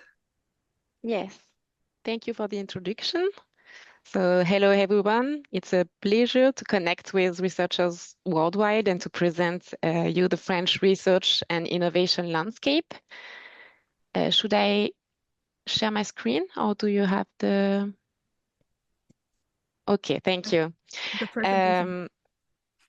So I will present you an overview of the French research and innovation landscape in order for you to find a suitable host institution in France for your postdoctoral fellowship project. So next slide, please. So in France, we have a lot of different kind of possible host institutions. We have 75 public universities, 150 grandes écoles, which are prestigious higher education schools with a competitive entrance exam. We also have 26 public research organizations. For instance, we have the CNRS, which is the National Scientific Research Center. with more than 1,000 labs in all research fields. We have INSERM, which is a research center in the health domain, the CEA in the energy field, INRAE in the field of agriculture, food and environment, INRIA, which is a research center in digital sciences and technologies, IFREMER, which is a research center for the exploitation of the sea, the CNES in the space field, but also a research center working at the international level as IRD, which is the Research Institute for Development, which works with a lot of countries in Africa, Latin America, and Asia. And also the CIRAD, which is a center for agricultural research for development. We also have two private research foundations, the Institut Pasteur and Institut Curie. So the Institut Pasteur is making research in the health domain, whereas Institut Curie is specialized on cancer research. We have more than 300,000 researchers, among which 29% are women. We are about 3 million students and more than 70,000 PhD students. We also have 71 competitiveness clusters. So those clusters are private organization, but their role, they have public funding, and their role is to connect the academic world with the non-academic sector actors. We also have 2.2% of the GDP dedicated to research for a population of 67.8 million inhabitants. Next slide, please. So here we put 7 good reasons to choose France for your research. The first one is the excellence of the research in France, which takes the second world place and the first place in Europe for the number of field medals, and the fourth world place for Nobel Prizes with 76 Nobel Prizes. It's a country of innovation, as France is the second EU country for the number of patents. In France, we attract researchers from all over the world, with 42% of foreigners among the PhD students. And France is also the third host country in EU for young researchers. The French research institutions have a global network. They are set in more than 250 destinations in the world, and more than 63% of French publications are made in collaboration with foreign researchers. France is at the heart of international research projects. French research is involved in large European and international research projects, like in particle physics with CERN, Arianespace, ITER project on nuclear fusion, and so on. It's a very dynamic research and innovation ecosystem, with 2/3 of French research operated by the non-academic sector. So you can also have a look to the hosting offers in the non-academic sector in France. We have 600,000 people working for research and innovation located in private organizations. We also have top-level research infrastructures with 108 research infrastructures, including also large research infrastructure in diverse areas, in astronomy and astrophysics, health and life sciences, human and social sciences, physics, and engineering sciences, for instance. Next slide, please. So here is a summary of the organization of the French research and innovation system. The research and innovation activities are mainly implemented by researchers or innovators working in so-called research units or laboratories. In French, they are called unités propres de recherche, or UPR, which are managed by a legal entity. it can be a university, a national research center, an enterprise, and so on.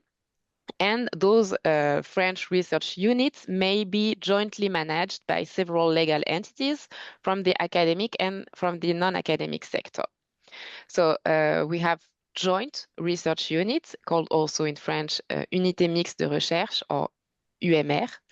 And in principle, those research units are jointly managed by national research centers, universities, grandes écoles, or non-academic sector actors, and each legal entity puts resources, human resources, but also funding in those research units. So you can look for a suitable research unit to host you in order to implement your postdoctoral fellowship project. Next slide, please.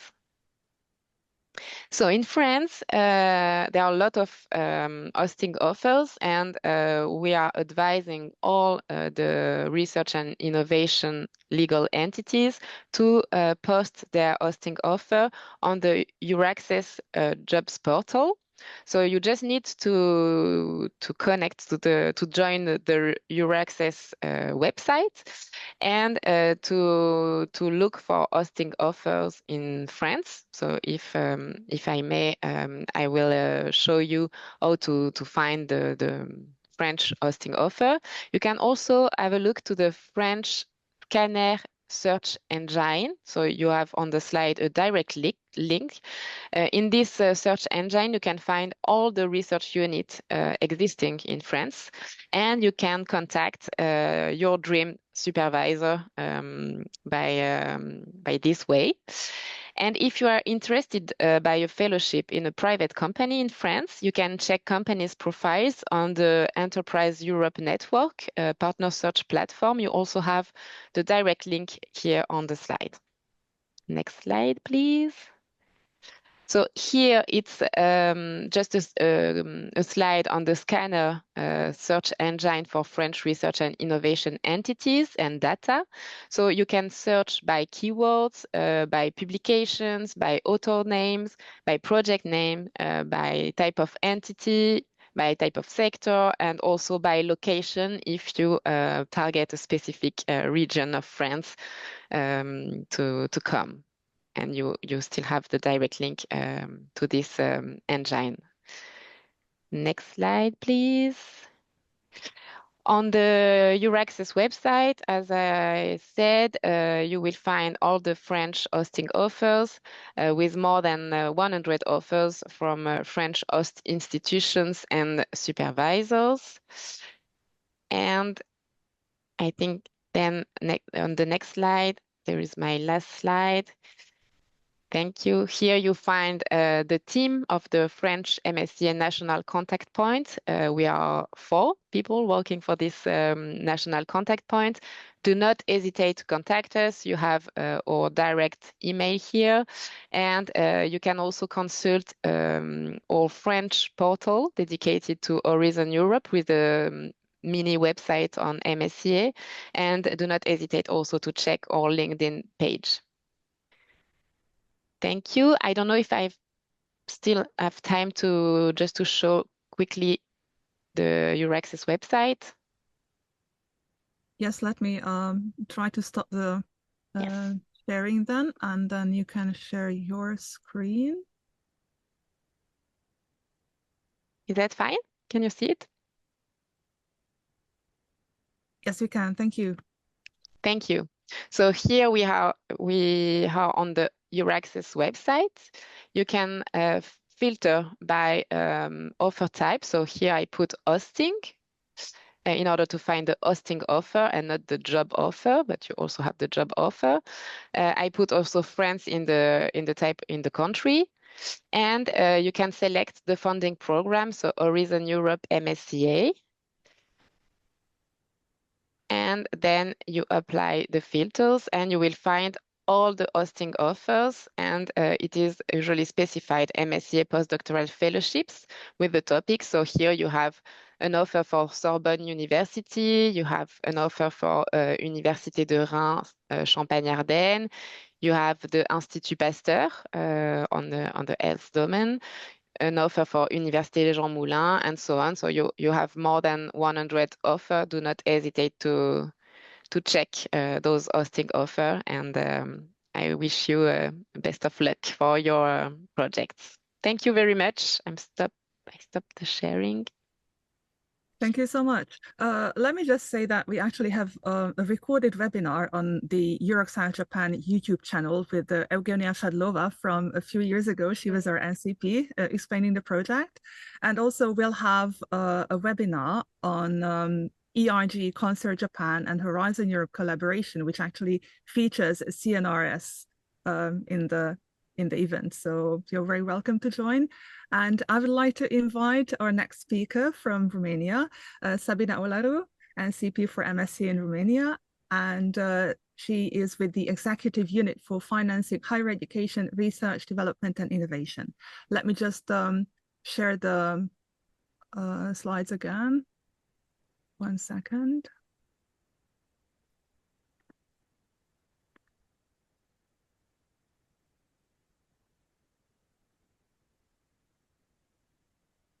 Give me 1 minute.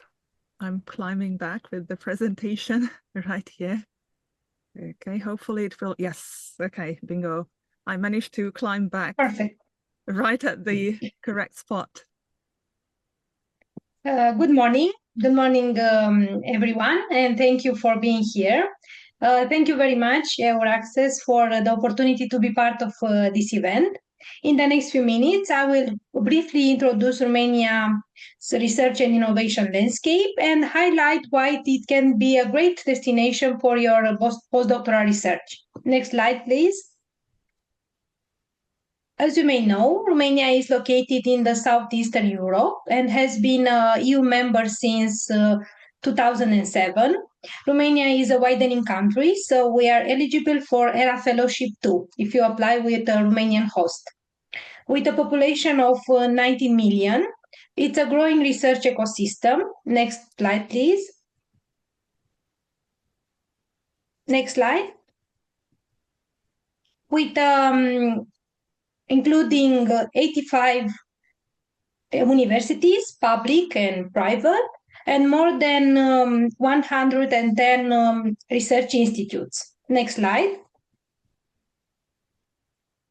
Romania entities are increasingly engaged in Horizon Europe, and as you can see in this slide, we managed to propose more than 4,400 proposals, and we managed to sign more than 500 grants, totaling 292 euros in new contribution.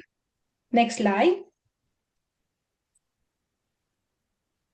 As regarding to the MSCA program, Romania is involved in 57 MSCA projects under Horizon Europe as coordinator and partner, as you can see in this slide.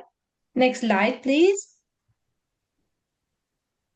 From these 55 projects, we cover all actions of MSCA, including doctoral networks, postdoctoral fellowships, staff exchange, and more. It reflects our strong commitment to international collaboration, research excellence, and mobility. In the next slide, you can see the Romanian organizations that are leading in accessing funds from MSCA actions. Some of them are present here today to present their offer. In the next slide, you can see our team for National Contact Points Unit at UEFIS CDI that supports Romanian applicants through the Horizon Europe process with proposal reviews, training session, and individual guidance. In the next slide, we encourage you to early contact with host institution and also with the NCP team for the guidance. Next slide. Additionally, Romania offers also platforms, national platforms like BrainMap and ERTIS, which helps researchers connect with institutions. please, next slide. And access equipment and explore collaboration opportunities. Next slide, please. For ERTIS. Next slide, please. This is the platform for equipments. And in the next slide, Romania also ranks in Europe by number of MSCA net profiles, and you can see it in the next slide. With third place in Europe by number of profiles, created profiles.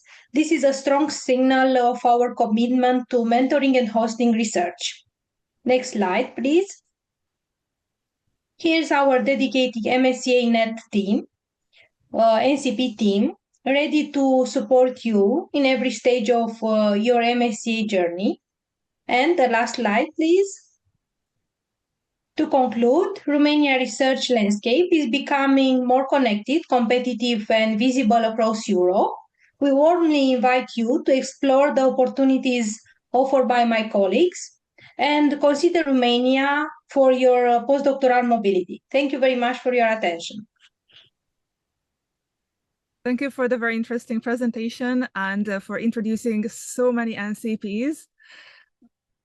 The attendees have multiple opportunities to reach out to them. Thank you so much. I would like to invite Julia Antoche, scientific researcher at the National Institute for Laser, Plasma and Radiation Physics.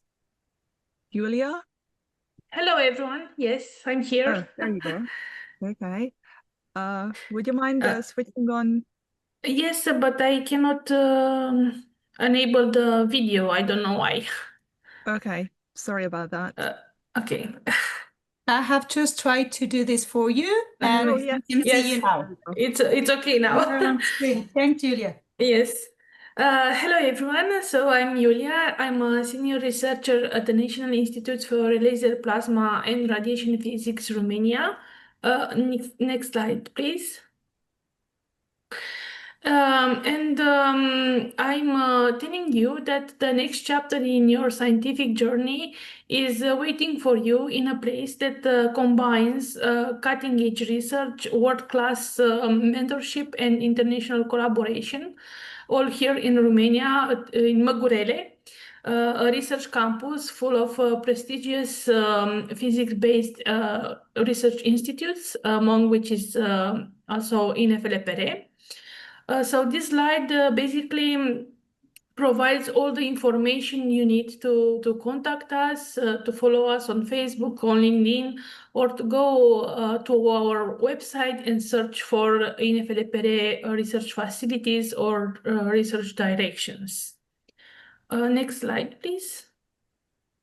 As I mentioned, INFLPR consists of let's say several laboratories. We have plasma physics and nuclear fusion laboratory, low temperature plasma laboratory, solid state quantum electronics laboratory, two big departments, laser departments, from where I belong to as well, accelerators department, and two big centers, center facilities, and all so that are the Center for Advanced Laser Technologies, CETAL, and the other one is the Center in Photonics and Plasma for Advanced Materials and Technology, Photoplasmat. We have these research facilities within Măgurele campus, with more than 300 researchers, including 80 PhD students. Next slide, please. As I mentioned, one research center facility is the Center for Advanced Laser Technology, CETAL. And the other one, next slide, please, is the Center in Photonics and Plasma Advanced Materials and Technology, Photoplasmat.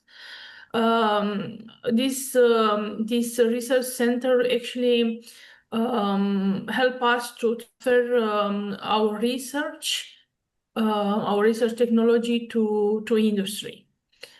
Next slide, please. Basically, whatever is it's high power laser, plasma, radiation, fusion research, nanophotonics, or quantum technologies, INFLPR is home to projects that directly impact energy, healthcare, space, or industry. Next slide, please. So a few reasons why to choose INFLPR. Because of interdisciplinary research environment, global network, so we have partners all over the globe. We also, because our state-of-the-art facilities, so you can benefit from cutting-edge laboratories and large-scale infrastructures, including photoplasmat, CETAL, and we also have direct access to LENP infrastructure. And not in the least, we are a supportive community. And we, let's say, provide personalized support for international researchers, including assistance with the Marie Curie fellowship applications, expert guidance, career development plans. Yeah, thank you. And I'm looking forward to seeing you here in Romania at INFLPR. Thank you for the presentation. And this institute already has established contacts with the international community and provides direct assistance with MSCA fellowships. Highly recommended. Our next colleague, Marcela Mihai, from the Petru Poni Macromolecular Chemistry Institute of the Romanian Academy. She's the secretary and will give you the presentation from her side. Thank you. Thank you. I hope hope you can hear me perfectly. Thank you. Yes, thank you. So next slide, please. I would like very fast to pass to the first two slides, since already have presented Romania and you already know how beautiful country it is. Also, a lot of reason to come here. And but in Romania, it is also located our institute in Iași. The next slide. It is a location. You can see the location of Iași in this beautiful country. The Iași, city of the first printing house, the first university in Romania, the first Jewish theater in the world, and the first in many other things.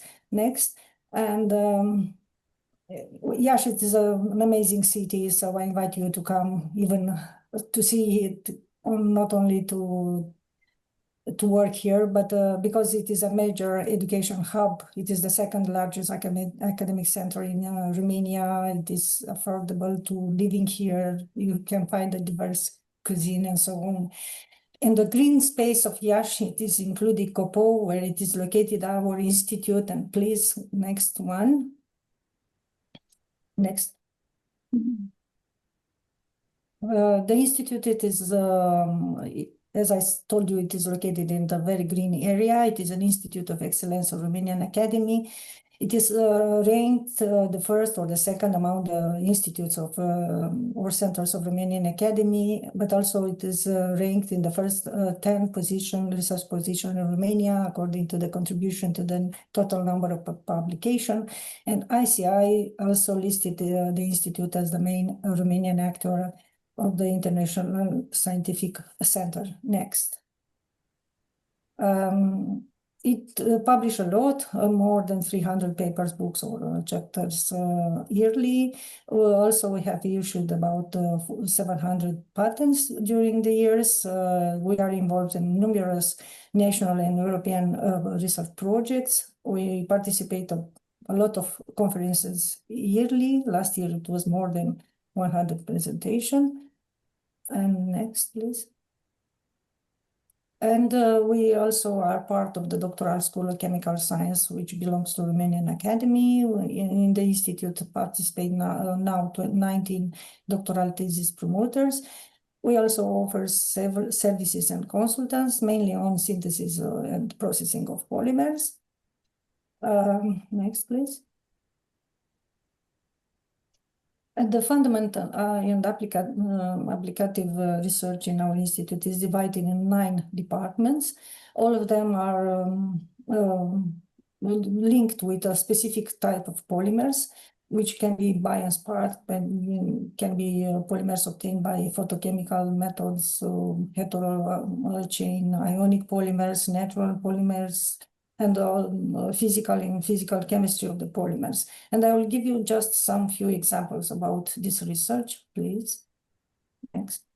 For example, for nanostructured polymeric biomaterials, we are working for tissue engineering, for selective molecular ligands, systems with pharmaceutical activity, carriers, which can be based on a polymer sensitive to external stimuli. Next. Also, we are working on electro and optoactive nanomaterials for sensors, for solar cells, for different new polymers with electro and optoactive properties. Next. Also, we are working on catalysts, which can be chemical or photochemical catalysts, on composite materials, which are mainly directed to environmental protection and catalysis. Next. Next, please. Materials for energy conversion and storage, which can be dielectric elastomers, different kind of porous materials, and metal organic frameworks. Next. Also, we are very interested on recovery of polymeric waste by studying the pyrolysis and gasification of polymeric waste, but also analysis of toxic gas emission. We are developing new biodegradable materials. Next. We try to cover surfaces with different kind of films, coating, and adhesives to give that surfaces specific properties, such as super hydrophobic, self-healing, self-cleaning, shock resistant, flame retardant. And we obtain also different kind of organic polymers and functional hybrids for this kind of application. We have almost all the equipments we need for the synthesis and purification of polymers and organic compounds, and also for characterization for structure, dimension, properties, all kind of properties, and you can find the list on ERTIS. Next. As publication, as I told you, we publish a lot. We occupy the first place in Romania on the polymer science publication. Almost 70% of this kind of publication are from our institute. And also we are very on the first place on chemistry organic and chemistry applied, but also we publish in other fields. Next. We have a lot of collaboration. Almost all the research institution in Romania, we have a kind of collaboration of them, but also international. And this is a list where our colleagues are now in this period involved in different research stages with different kind of collaboration. Yes. Next. Next. Sorry, that might be a lag. Okay. What are you seeing? So this is my last slide. Thank you very much for listening. I hope that I could give you just very shortly some information. We are looking forward to welcoming you in our institute, and you find the email address of the institute, but also on each slide there is my email address, so you can contact me if it is necessary for further information. Thank you very much. Thank you again for the very thorough presentation. Iași, I can attest, is a great city, and your institute has a very high number of publications, which is a welcome trait for researchers who would like to connect with you. We are going to go ahead with yet another presentation from Romania. Very exciting, all of them. This time, Stefana Madalina Groza, a Research Support Officer from Universitate Babeș-Bolyai. Yes, thank you. Firstly, I would like to say hello to everyone here today. If we can move on with the presentation. The first part is going to be a bit dynamic. It's going to be a bit more complicated now. But anyways, since you come across the globe, let me tell you again very shortly where we are on the map. Next slide, please.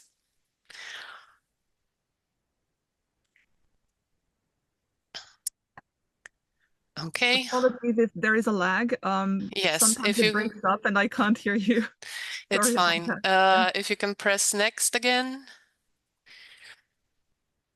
And yet again, yes. So as my colleagues already said, we're a country with beautiful traditions and attractions, landscapes, and good food. And our university is located in Cluj-Napoca in the heart of Transylvania, a name which I'm sure you've heard before. Cluj-Napoca is the second largest city in Romania. It's an important economic, cultural, and academic center, hosting well-known film and music festivals with many restaurants, bars, cafes, beautiful parks, and we have 6 public universities. Next slide, please. Now that I gave you a bit of an overview, let's talk about who we are. UBB is a comprehensive university, the oldest, largest, and in many ways the most prestigious university in Romania. Next slide, please. We are a big university with 23 faculties, over 3,000 members of academic staff, over 49,000 students, and we are also a multicultural university offering study programs in 4 languages: Romanian, Hungarian, German, and English. Next slide, please. We offer various facilities, such as libraries, a beautiful botanical garden, 8 museums, an astronomical observatory, and a sports park, which includes an Olympic-sized swimming pool. If you can press next multiple times, yes. Yes, but all of these are exciting indeed. Yes. Once you start living in the city, these do make a difference. Yes, yes, they do. Especially an Olympic-sized swimming pool is very nice to have. UBB is the first and only university in Romania to be a member of the international academic organization, the Guild, which brings together some of the most important European advanced research universities, as well as of Utopia, a university alliance made up of prestigious European universities and whose ambitious goal is to redefine the future directions of European higher education. Since 2018, our university was granted the HR Excellence in Research Award. The award reflects our commitment to continuously improve our human resources policies in line with European Charter for Researchers and the Code of Conduct for the recruitment of researchers. UBB is the first 5-star university confirmed in Romania by the International QS Star Audit. And considering its position in the most important university worldwide rankings, UBB is the best higher education institution in Romania. Next slide, please. UBB is a research-intensive university. Research activities are carried out independently or in professional groups, and the associations of researchers in collective centers and institutes is encouraged, focusing on interdisciplinarity and research directions of maximum relevance and impact. We have 24 excellence research units among a total of 85 units grouped in complex transversal units and smart specialization units. And I will give you 2 examples. Next slide, please. One is the International Institute for the Advanced Studies of Psychotherapy and Applied Mental Health. It is an international spearhead and academic spin-off included in the Merrill platform. The Institute has 2 world-class research platforms. One is the Robotherapy and Virtual Reality Therapy platform, known as Matrix platform. And the second is the Platform for Advanced Imaging, MRI, EEG, in Clinical Cognitive Sciences, the SkyRab platform with the Clinical Research Unit. Another example is the Interdisciplinary Research Institute on Bio-Nanosciences, where the Environmental Radioactivity and Nuclear Dating Center has hosted an ERC starting grant and now is hosting an ERC consolidator grant from the same researcher, Professor Alida Gabor. Next slide, please. So far, our university gained experience in various types of international research projects, from the ones from the European Commission, National Institutes of Health from USA, EEA and Norway, to the ones from Black Sea Trust and the Swiss National Science Foundation. We also have some very important ongoing research infrastructure projects. Through the Actris UBB project, Romania contributes to the European research infrastructure for the observation and characterization of the Earth's atmosphere through advanced remote sensing methods. And the INSPIRE project is the biggest academic project implemented by UBB that leads to the development of an international research infrastructure, covering a gap in the international map of equipment with infrastructure for high-level spectroscopy and magnetic resonance imaging, having major clinical and preclinical, theoretical, and applicative implications. So I hope that this presentation piqued your interest in our university, and don't hesitate to contact me for any questions. And we look forward to the opportunity of welcoming you to our university. Thank you. Thank you, Stefana. Város is one of the most established universities and highly recommended with all the wonderful scientific results. We hope that you get many applicants. Thank you so much for the presentation. Thank you. And with this, I would like to hand the floor over to my colleague in China, Carlis Rockpelnis, who is a representative in Beijing. The floor is yours, Carlis. Thank you, Judith. And a big thanks to all the speakers thus far. Congratulations to all the participants who have stayed on. We are now roughly at the middle of our marathon today, and we are moving on to the Netherlands. Let me get the presentations up. And starting off the Netherlands presentations is the NCP for MSCA in the Netherlands, Gwendolyn Busgroters. Gwendolyn, the floor is yours. Thank you, Carlis. And from our side, good morning, everyone. In the next few minutes, I will give you a brief overview of the Dutch research landscape and how the Netherlands performs in the MSCA Postdoctoral Fellowship Program. On the next slide, you can see the one after this. Thank you, Carlis. The Netherlands offers an excellent environment for postdoctoral researchers. The country is home to 14 research-intensive universities, several of which are ranked among the global top 100, including the University of Amsterdam, Leiden University, and the Delft University of Technology. In addition to the universities, there are prestigious research institutes and companies present in the Netherlands. One of the biggest advantages of working in the Netherlands is its international orientation. Around 40% of all the PhD candidates are international, and nearly all scientific communication, including supervision and publishing, is done in English. Most masters and even many bachelor programs are also offered in English. The Dutch research system is highly connected since we are quite a small country. It's a dense network that makes interdisciplinary and interinstitutional cooperation very easy, which is a main part of the MSCA program, of course. There are national research agendas and cross-sectoral initiatives that connect the academia, industry, and the public sector partners, which makes it very appealing for you to go on secondments as well if you would like. Finally, Dutch institutes offer a highly supportive environment. Most universities have a dedicated grant support office that assists with proposal writing and submission for funding programs like the MSCA Postdoctoral Fellowship. And they also provide excellent research infrastructures and career development services. Well, this is all talk, and on the next slide, I will show you some numbers. Because last year, the Postdoctoral Fellowship Call had over 10,000 applicants and a success rate of 16.7%. From the Netherlands, we had applications in all panels with 99 successful proposals, resulting in a 20% success rate. The Netherlands consistently ranks in the top 5 countries for hosting MSCA fellows. And again, the universities here are quite experienced in supervising international researchers. Yes, and on the next slide, I just want to give you some tips as well, because I think this marathon session, as Carlis just mentioned, it's a lot of information about different institutes, but just for you as a fellow, potential fellow, I have some tips for choosing a host. And I think it's very important to reach out to potential supervisors early, now is the time, and clearly explain your proposed project idea.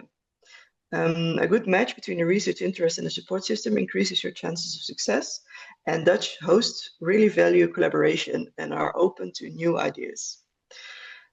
If you indeed plan to go to the Netherlands, we have a sort of a financial aspects FAQ about a fellowship in the Netherlands for all financial questions that you might have.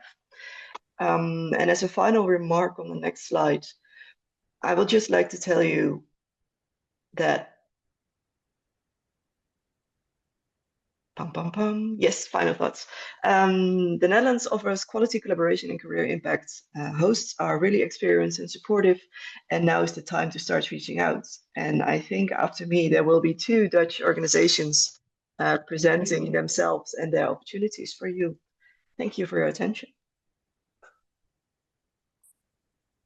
Thank you for that very swift introduction to the Netherlands, Wendelin. Indeed, yes, we will hear from 2 different potential hosts in the Netherlands. And I would like to invite Maria Luisa Caroso to speak first and introduce the University of Twente. Thank you. And thank you for this opportunity to introduce the University of Twente as host institution in the framework of the Marie Curie Postdoctoral Fellowship Call. In the next slide, you will see the motto of our university, which is high-tech human touch. University of Twente is a technical university where the technology development goes hand in hand with the human component of it, and interdisciplinarity is at the core of our methodology. In the next slide, you will get a taste of our community, both in terms of students, and in the next slide, in terms of the number of PhD graduates, the doctorates, the publications, employees, and in general, what type of community you are embracing here. In the next, we'll start with the research vision. So as mentioned, is technology development hand in hand with the human touch of it, with the different flavors.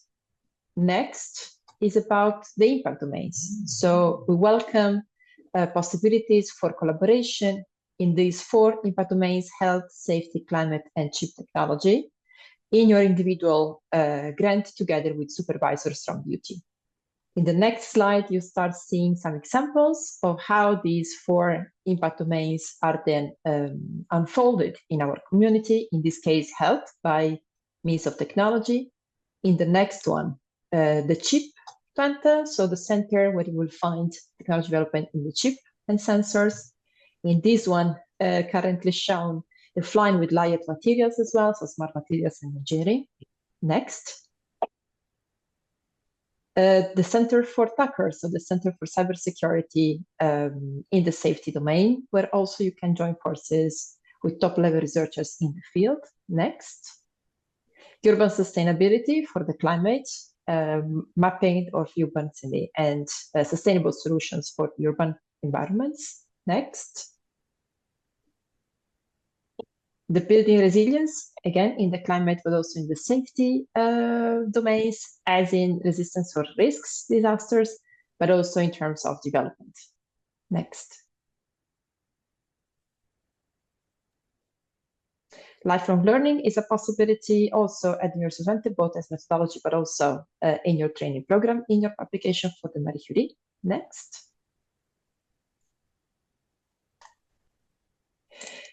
Finally, research is organized at University of Twente in 4 main research institutes. Next, TechMed for those busy in the healthcare domain. Next, MESA for those in the chip technology development. Next, the Digital Society Institute for the safety and security domain, and the Climate Center for the climate-related technologies. I would like to remind you that joining the UT also means a close collaboration with other scientific partners. As you can see, we're part of the 40U Federation in the Netherlands. We also are part of the ECIU University, so European Alliance focused on regional development. Our vision of learning and teaching belongs to learning by doing, building inclusive communities, and self-development. So this is the right opportunity for you to also build on your personal learning objectives and research objectives through your Marie Curie. Education is organized within faculties. As you can see, 4 of them technical related, and 1 of them more on behavioral management and social sciences.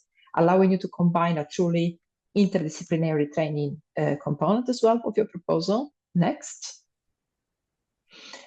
How to find us? Please reach out to our PIs. They're more than happy to receive your request for a joint application in the Marie Curie Postdoctoral Fellowship Call. Next. As you can see, we also can count on an extended alumni community, and therefore there's going to be also your opportunity for expand your network. Next. Last but not least, our unique campus. You will be hosted in one of the most beautiful campuses in the world, full of facilities for your research, but also for hosting. Last but not least, please bear in mind we are a new entrepreneurial university, and therefore you can also join private partners for your collaboration. Thank you for your attention. If you want to know more, you can contact us. These are the email where you can find me. And thank you.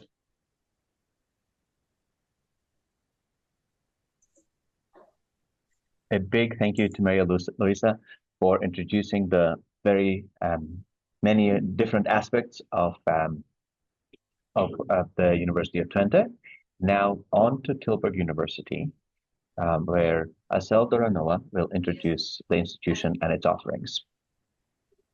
Hello, good morning or good afternoon, those who are in Asia. My name is Asel Doranova. I represent Tilburg University. More specifically, I work for the so-called Tilburg Sustainability Center, which is also part of the bigger university, but it's also very much embedded in the Tilburg School of Economics and Management.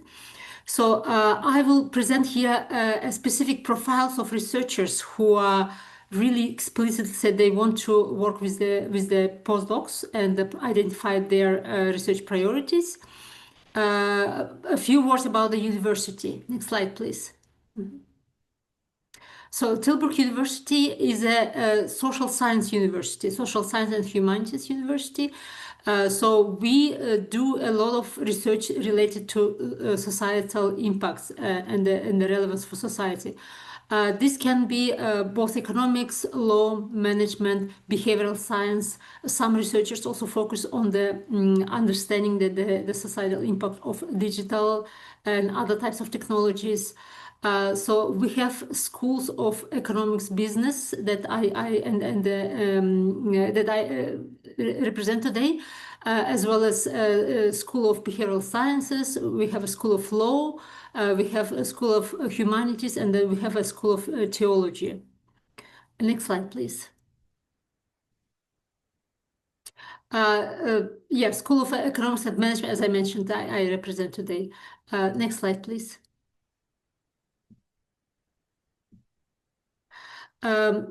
Regarding the researchers who specifically identified their interest in and they're waiting for applications from the potential postdoc fellows, one of them is Francesco Lelli, associate professor, who's from the Department of Information System and Operation Management, which is a management department. He is himself being a technician, the physicist. He also focused on the management aspects and very much focus on the ICT, digitalization, AI, and the role of this in the management processes. Here I provided links of each researchers. So when you get a copy of the slides, you can also visit and explore their profiles more in details. There you can also find their contact addresses, email addresses, and you can even directly start writing to them. Next slide, please. So Francesco Lelli has identified specific even topics that he would want to pursue, such as use of AI for automation of IP, validation and support, as well as for the optimization of the maintenance of the computer networks. He is also looking into the project or research of possibilities of using the blockchain technologies to facilitate energy exchange and for the solution of the problem energy poverty in the community. So basically, to understand how AI can help green technologies to help the energy poverty as well. You can also check his link that you can see. And also he's open for other topics as well. Professor Sigrid Sudens, she's from economics department. She's an economist. She works with the topics of discrimination, ethnic diversity. So she's an experimental economist, and she has already been very active in in various projects, including the ones from the European Union. She has a big ERC grant where she works exactly on the topics of how the ethnicity, immigration, etc., creates some issues in the location, and then she also tries to understand how all these social and discrimination issues also work here using experimental methods. So please also feel free to check her profile and contact her. Next slide, please. Another researcher is a Professor Jacques Smulders. He's an environmental economist, very known environmental economist. He studies impact of environmental, climate, biodiversity, etc. policies on the economics and various social aspects. He worked with modeling approaches.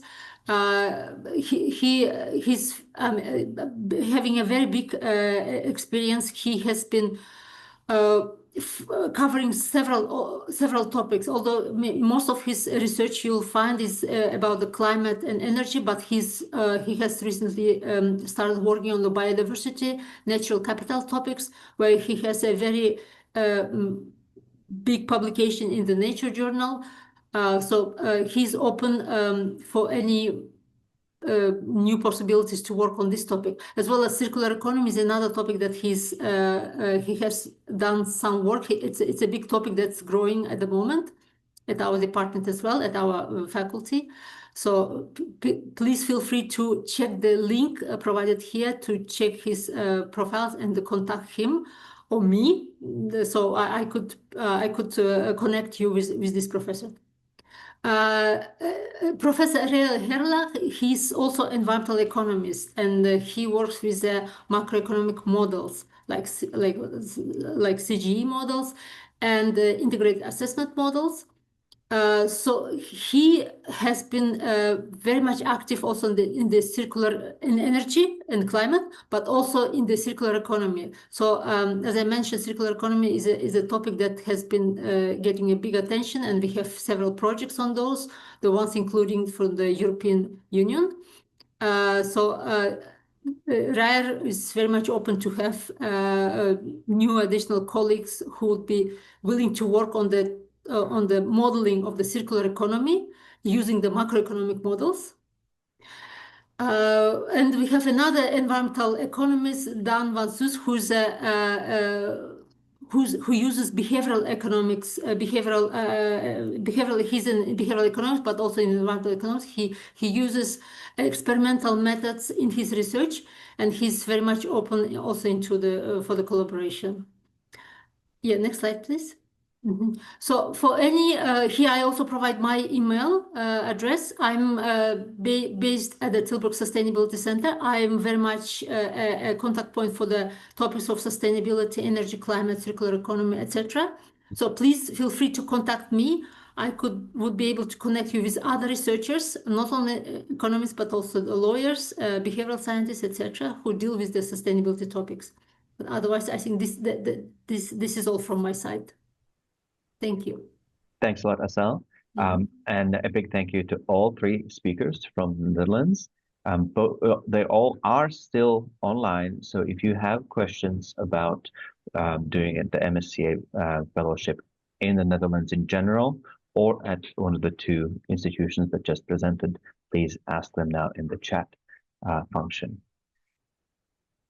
We are going from Northern Europe to the south. We are visiting Türkiye, and we are lucky to have the national contact point for MSCA in Turkey, Sema Sayımlar, giving to start off a rather lengthy. We will have 6 speakers from Turkey altogether, so we'll learn a lot about Turkey.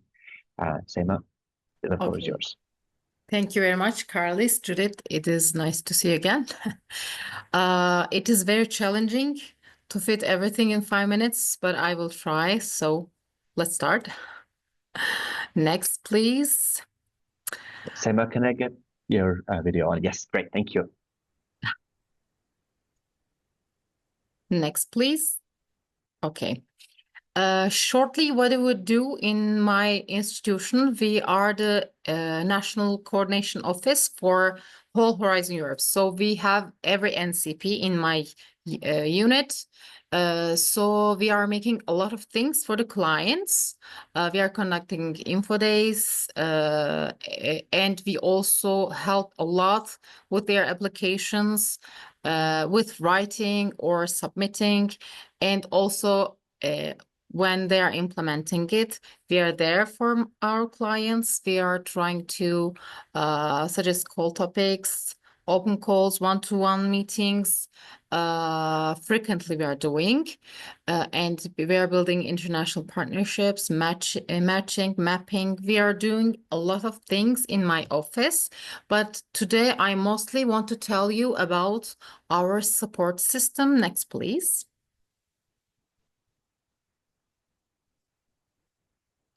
Okay, this is our website. If you would like to have a look, I think it's a very good website, collecting everything together. Next, please. We are working 3 ladies for MSCA. Next, please. Okay, just next. Okay.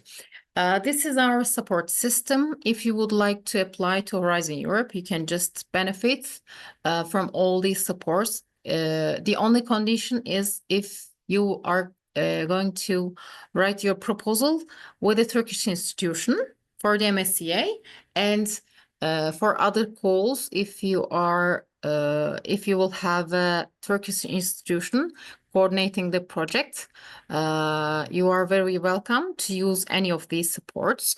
So as you can see, we have travel supports, coordinator support program, and Curie pre-evaluation support. Next, please. Next. Okay, and next. This is the amount that we are giving for project writings. If you will have a coordinator from a Turkish institution. Next, please. Okay, this is our Marie Curie project pre-evaluation support program. If you choose a Turkish institution as your host institution, that you can just prepare your 10-page proposal and you can work with experts. You know, there are many experts in this area, and we are paying for their service. If also we find your project has a potential, so you will have to apply to this program through our website. So just have a look on our website and try to see our support page, and you can just benefit from these nice supports. And we always try to publish our success stories in our page. Next, please. Next, please, Carlis. Okay, this is our network for EURAXESS. If you have any question, you can just contact us or any of these service centers. Next, please. Next, please. And finally, we have a co-fund project that you can, previous one, Carlis, please. If you are looking for other options as well as the MSCA Postdoctoral Fellowship, it will open soon. We will have a lot of place that you can apply in Turkey. A lot of over than 50 institutions that you can apply with, and these also have very, very nice budgets. Next, please. And next. Okay, thank you very much. You can just reach me from ncpmobility@tubitak.gov. I'm writing it down for you to ask any of your questions. So if you have any questions, you can always contact me and my colleagues. And today you will see a lot of nice opportunities from Turkish institutions. Thank you very much for listening. Thanks a lot, Seema. That was very insightful, and it's great to see all the resources that are available for those interested in Turkey in general. Now we will hear from specific institutions, and coming up first is Kurabuluk from Bilkent University. The floor is yours, Kubra. Thank you. Thank you for the introduction. Hi, everyone. I'm Kurabuluk, a project development expert at Bilkent University Technology Transfer Office. I will make a brief presentation about Bilkent University, opportunities offered by us, and some open positions. Next, please. Bilkent is the first private and non-profit university in Türkiye. It was founded in 1984, located in the center of Ankara. Currently, there are over 12,000 students from 60 countries in 10 faculties and 3 graduate schools, and around 64% of the students benefiting from a variety of scholarships. Besides, academic staff from over 37 different countries are working under the aegis of Bilkent. Bilkent takes great pride in its network of 55,000 alumni who have established successful careers across 5 continents. Up to now, in total, 1,229 national and international projects have been received funding, and 27 of them are MSCA projects. Next, please. As I mentioned before, there are 10 faculties. With the presented slide, you may see the departments under each faculty. Because of the time restriction, I could not go into detail. Next, please. Bilkent hosts more than 10 specialized centers. With this slide, you may see only 4 of them. For more information, please visit our website. I will share at the end of this presentation. Next, please. Opportunities offered by us. We offer a range of tailored services designed to enhance your chances of success in highly competitive funding programs like MSCA-Postdoctoral Fellowships. We provide personalized support to help you develop a competitive research proposal. We assist you in creating a short and long-term research strategy. We also provide guidance in identifying and connecting with the most suitable academic supervisor at Bilkent. We give feedback on proposal drafts. We can assist you if you need clarifications.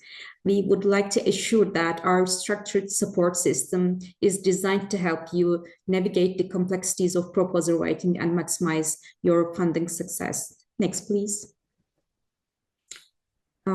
Once your project is approved, you will benefit from a wide range of resources. These include housing, meal tickets, health and sports centers, private health insurance, and library facilities. Bilkent is home to a vibrant international community of scholars from around the world. You will feel at home here. Now I'd like to mention some open positions. The first one is in Professor Agnatalar's lab. His current research covers array gradient systems, miniaturized receiver systems for magnetic resonance imaging.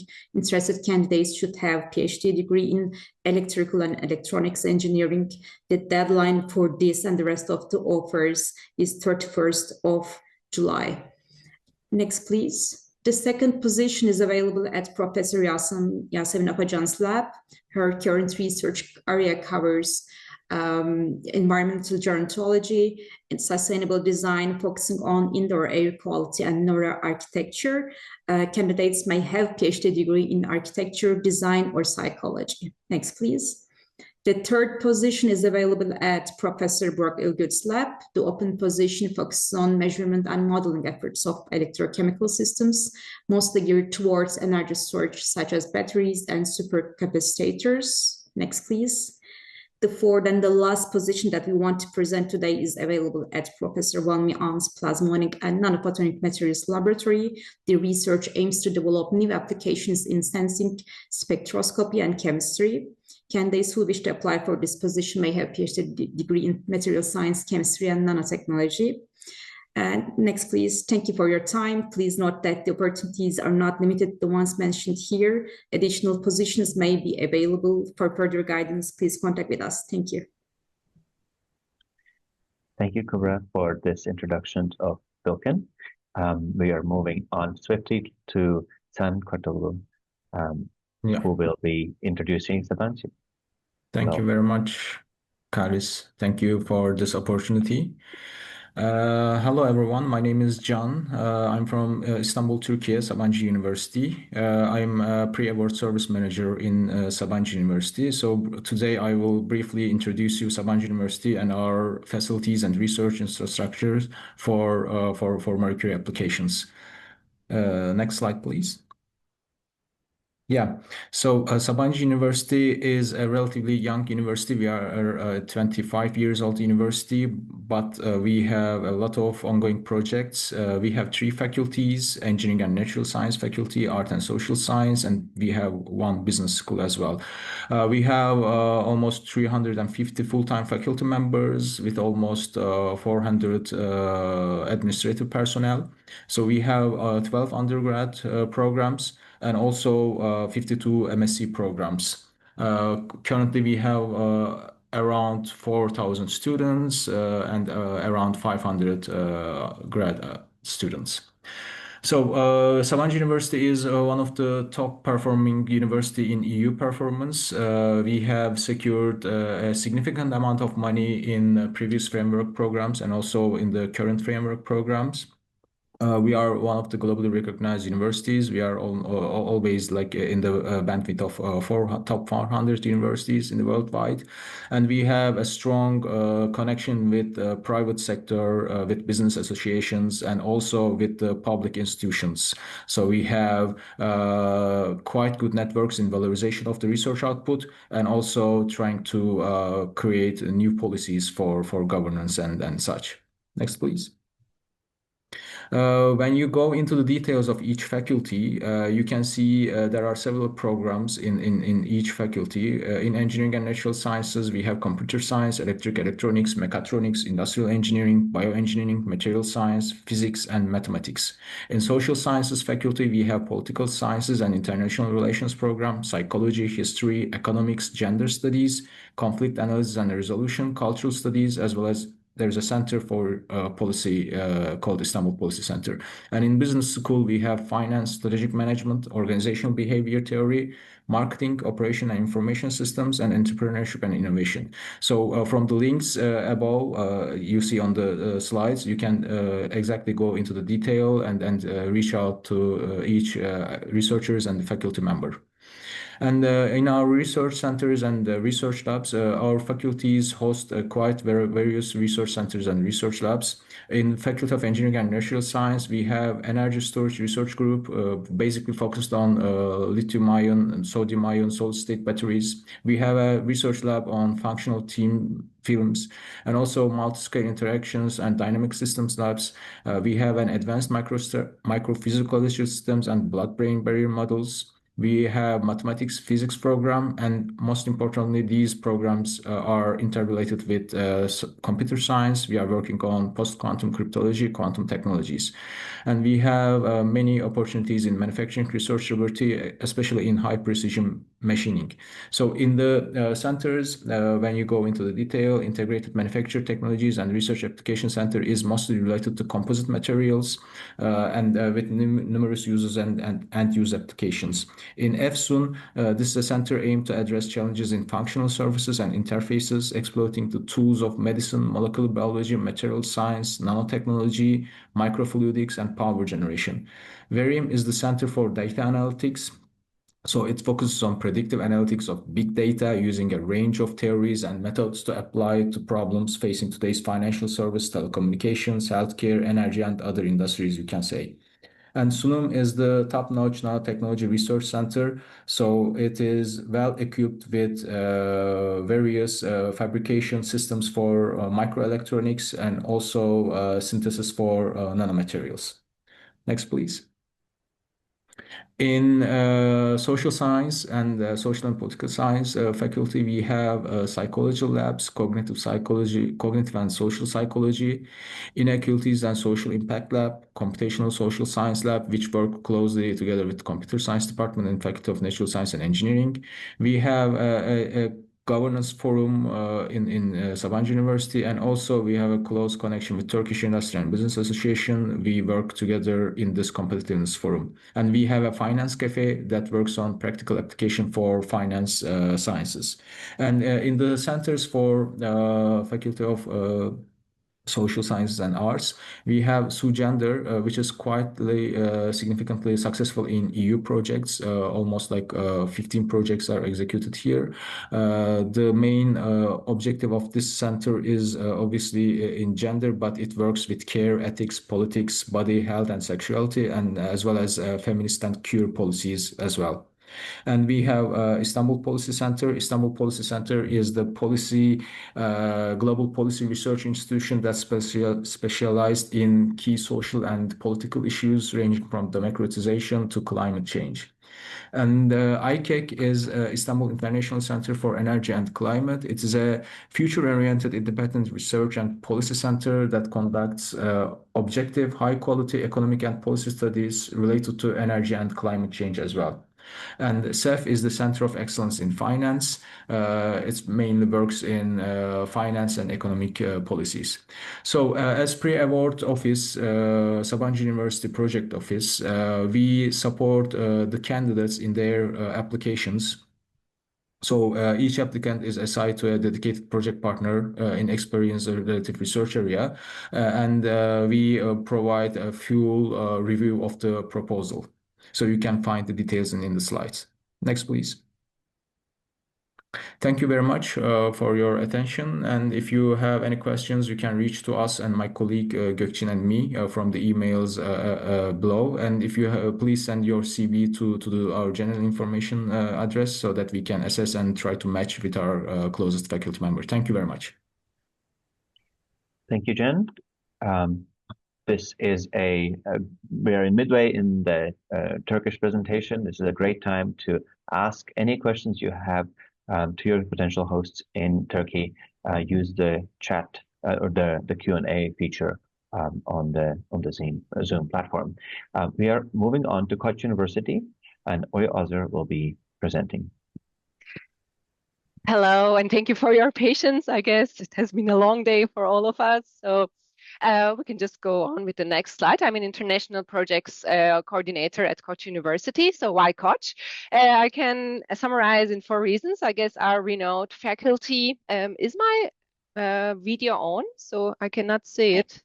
I don't think it is. Yes, we can see you. We can see you. Okay, perfect. Good. Thanks. Okay. So, and our beautiful campus, and we are the only Turkish university in Türkiye with the top medical school and a research-intensive interdisciplinary university. I will go into more details in the next slide, please. Okay, so in terms of impact, I will summarize the 3, but mostly focus on the research impact. And you can also scan the QR code over there. So we consolidated our research website into one website. So you will find everything you need over there, including the research centers, all the faculties, etc. So top university in Türkiye with ERC grants. So we have 31 of them. Top research citations in Türkiye, highest number of recipients in national awards, and also most relevant to you is that we have postdoctoral fellowships from last year, 3 fellows, and we 1 doctoral network. We can go to the next slide, please. So our campus is a residential campus. Everything you need is in one place. So it's the main campus. And all the facilities, you will see some pictures later on. And in the daily routine, you will have our supermarket to bookshop, to copy center, everything on one place in the main campus. Next, please.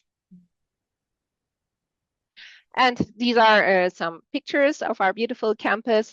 But although we are a bit far from the city center, we also have places that you can visit in Beyoğlu, the main area. And also we have another library in Topkapı. And also around Türkiye, we can also provide you with places to work in Ankara and Antalya. And these are some sports facilities. Next, please. And these are just some pictures of our off-campus centers. Next, please.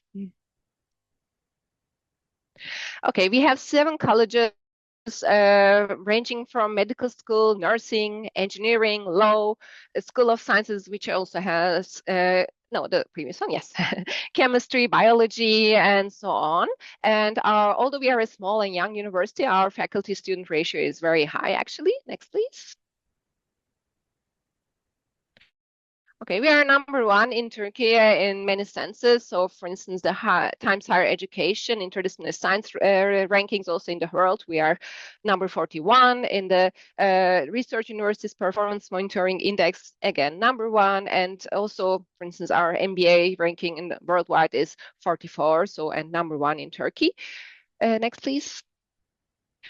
Research region, we have many core facilities, industry-focused centers, and also in the next slide, you will see in social sciences. So it's a very wide range. So I couldn't put any like specific offerings because of that. So please feel free to contact me on this. Our migration center to archaeology. So it's a huge range, and also health sciences. Next, please. Okay, so what do I do? As the sponsored research office, when you choose us and come to us, we are matching your research need with sponsors, and we are there for your whole project cycle with the project management office. So you will have access to research facilities. We help you out with the consortium agreements, and also what we also have is a seat exclusively for postdocs, so you will be eligible to also apply for that when you are here, and some research intensives as well. And the last slide I want to also, please, next slide. The health, the benefits that you will get, the extensive health insurance benefits, educational benefits if you come, for instance, with your kid, meal allowance, so you will get a prepaid meal card, and Koç Ailem, which is a loyalty program where you have discounts all around Turkey in many shops. And so thank you. This is me. Please feel free to contact me, so I will find the suitable supervisor for you, and also ensuring your successful submission as well. We will have one-to-one sessions if you like, or I will have a guidance that is just prepared for the application. I will be sharing it with you. Thank you. Thank you, Oya, for making such a passionate welcome to Koç University. I am now yielding the floor to Sara Banu Akas from the Middle East Technical University. Thank you, dear Carlis. I will continue with Oya's passion. And with the next slide, I would like to welcome you all to this event. Welcome from METÜ, Ankara, Turkey. And next slide, please. METÜ is actually an older university in Turkey. It has been around for 70 years now. And we have actually what I've been calling 3+1 campuses. We have a main campus in Ankara, where I'm also based. But we also have a campus on the Mediterranean coast of Turkey, which is very strong in marine sciences. We have a campus in Northern Cyprus, and as the +1, we have a campus being established at the moment in Baku, Azerbaijan. And with our next slide, I would like to continue with METÜ at a glance. Different to the presentations you've listened to so far, we are a state-funded university in Turkey, and amongst the state universities, we are one of the few that has a medium of instruction in English, which I would like to emphasize. And also I would like to emphasize that 6 to 7 years ago, our universities were classified into groups, and a definition of research universities was made. And our universities, about 10% of our universities were classed as research universities. And since day one, METÜ has been the most successful research university in Turkey.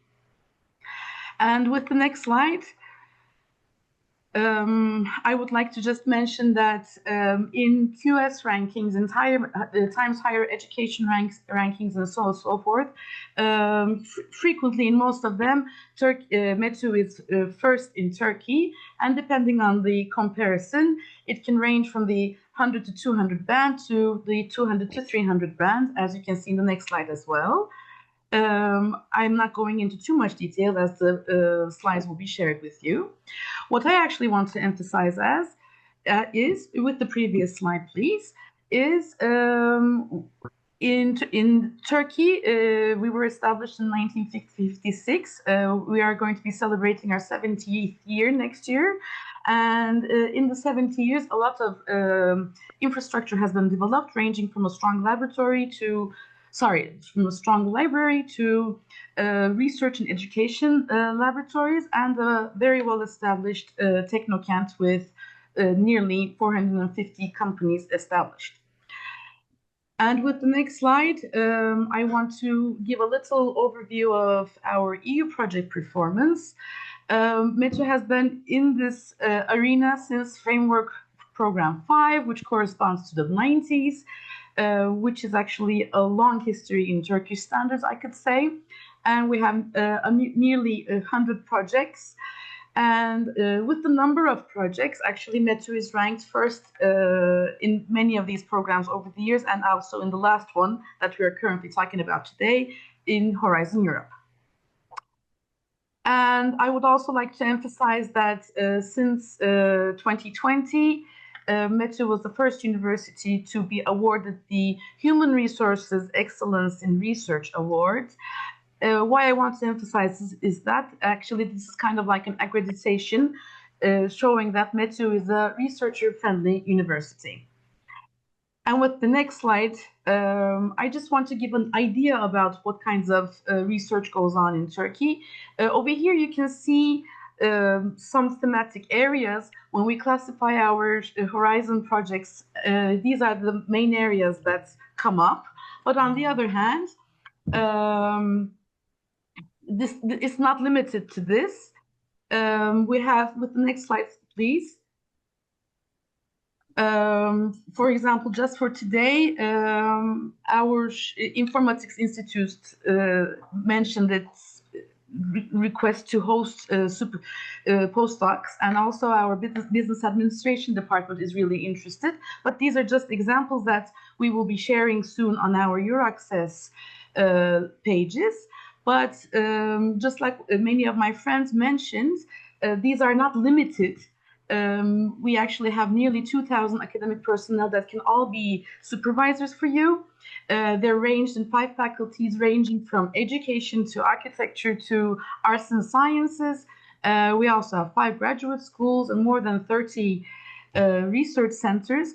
And you can always communicate with any of our researchers as potential supervisors. Especially the first link over here that I'm sharing with you is a nice portal for you to see who your research areas coincide with.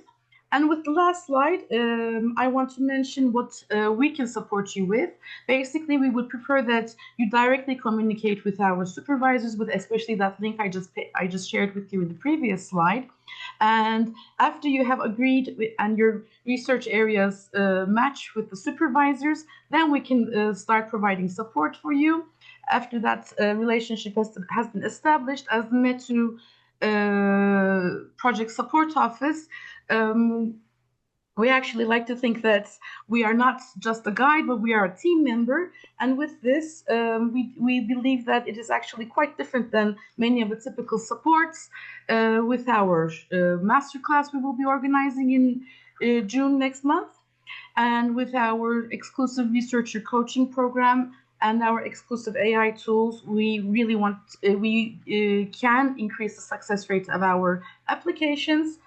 And I also want to mention, just like Şeyma has mentioned, we have an ongoing co-found project within which we will be recruiting 14 more postdocs, which is another opportunity. And if you follow our pages, our call will be opening in summer and closing in fall. So that is another opportunity that you can use in the theme of green and blue transition. And here are our contact details. And we look forward to meeting you. Thank you very much. Thank you, Sarah. A pleasure to see how hospitable the Turkish universities are.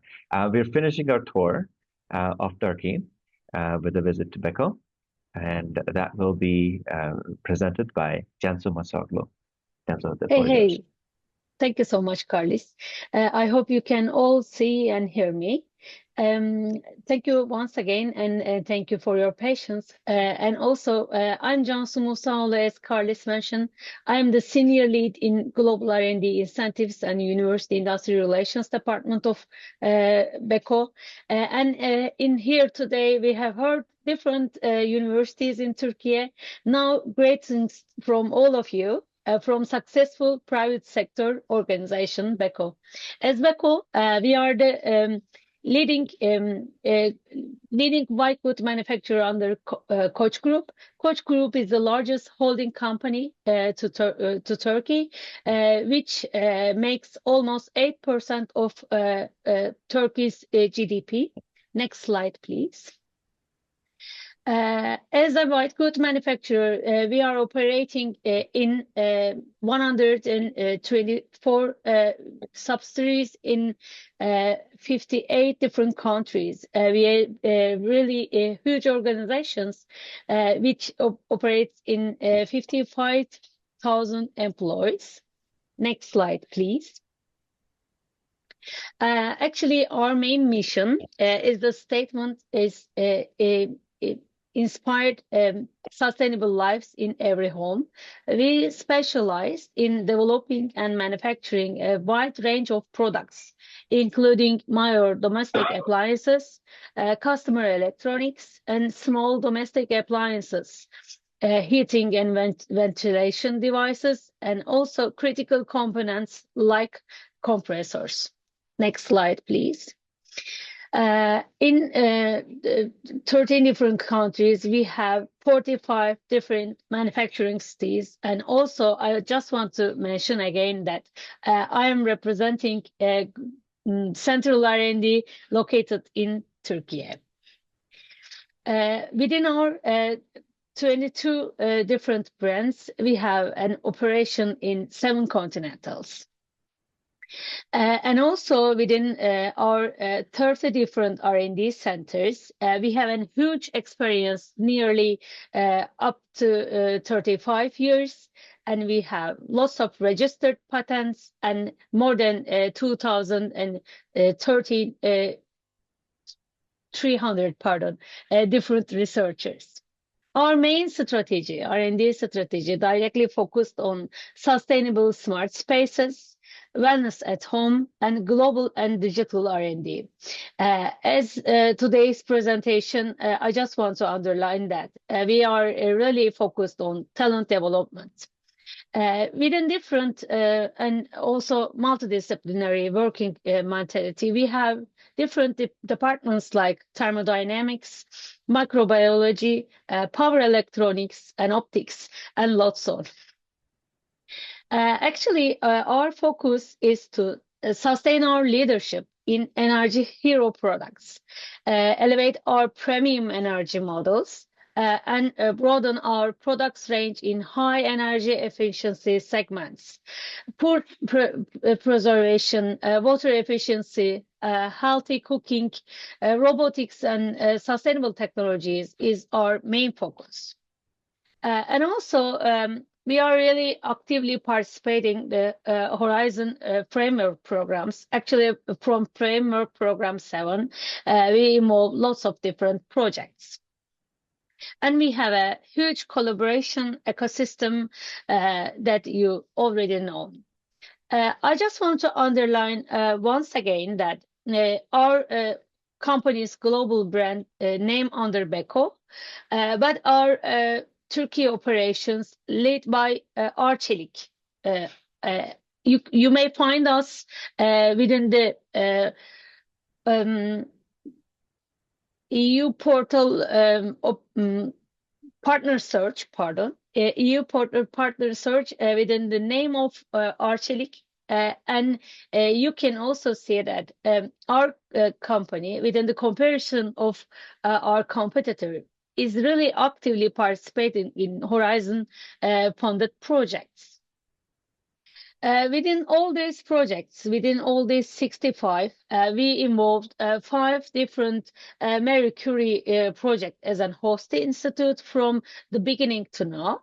And 4 of them is directly related with individuals, and 1 of them is related with rice. You can find lots of different experts within PhD level in different departments as an expert in your project. But I just want to underline once more that in next 2 slides, we are really actively participating your frontier, your studies under material technologies within our frontier research labs.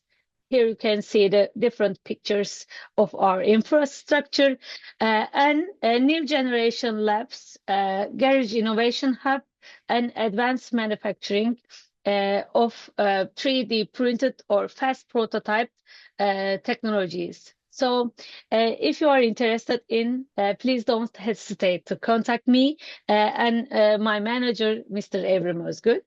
We are waiting for your applications. Thank you so much.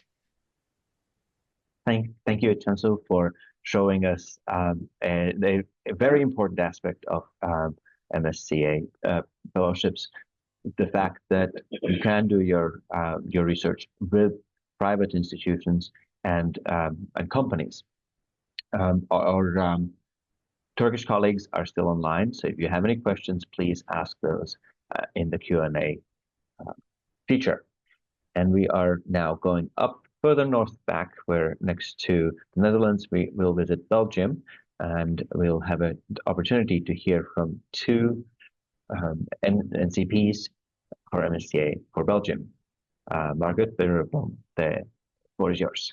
Hi, I'm Nadège Rico, one of the 3 MSCA NCPs for Belgium, and today I have the pleasure to present together with my colleague Margot Berrebaum the hosting opportunities from 11 institutions situated in Belgium.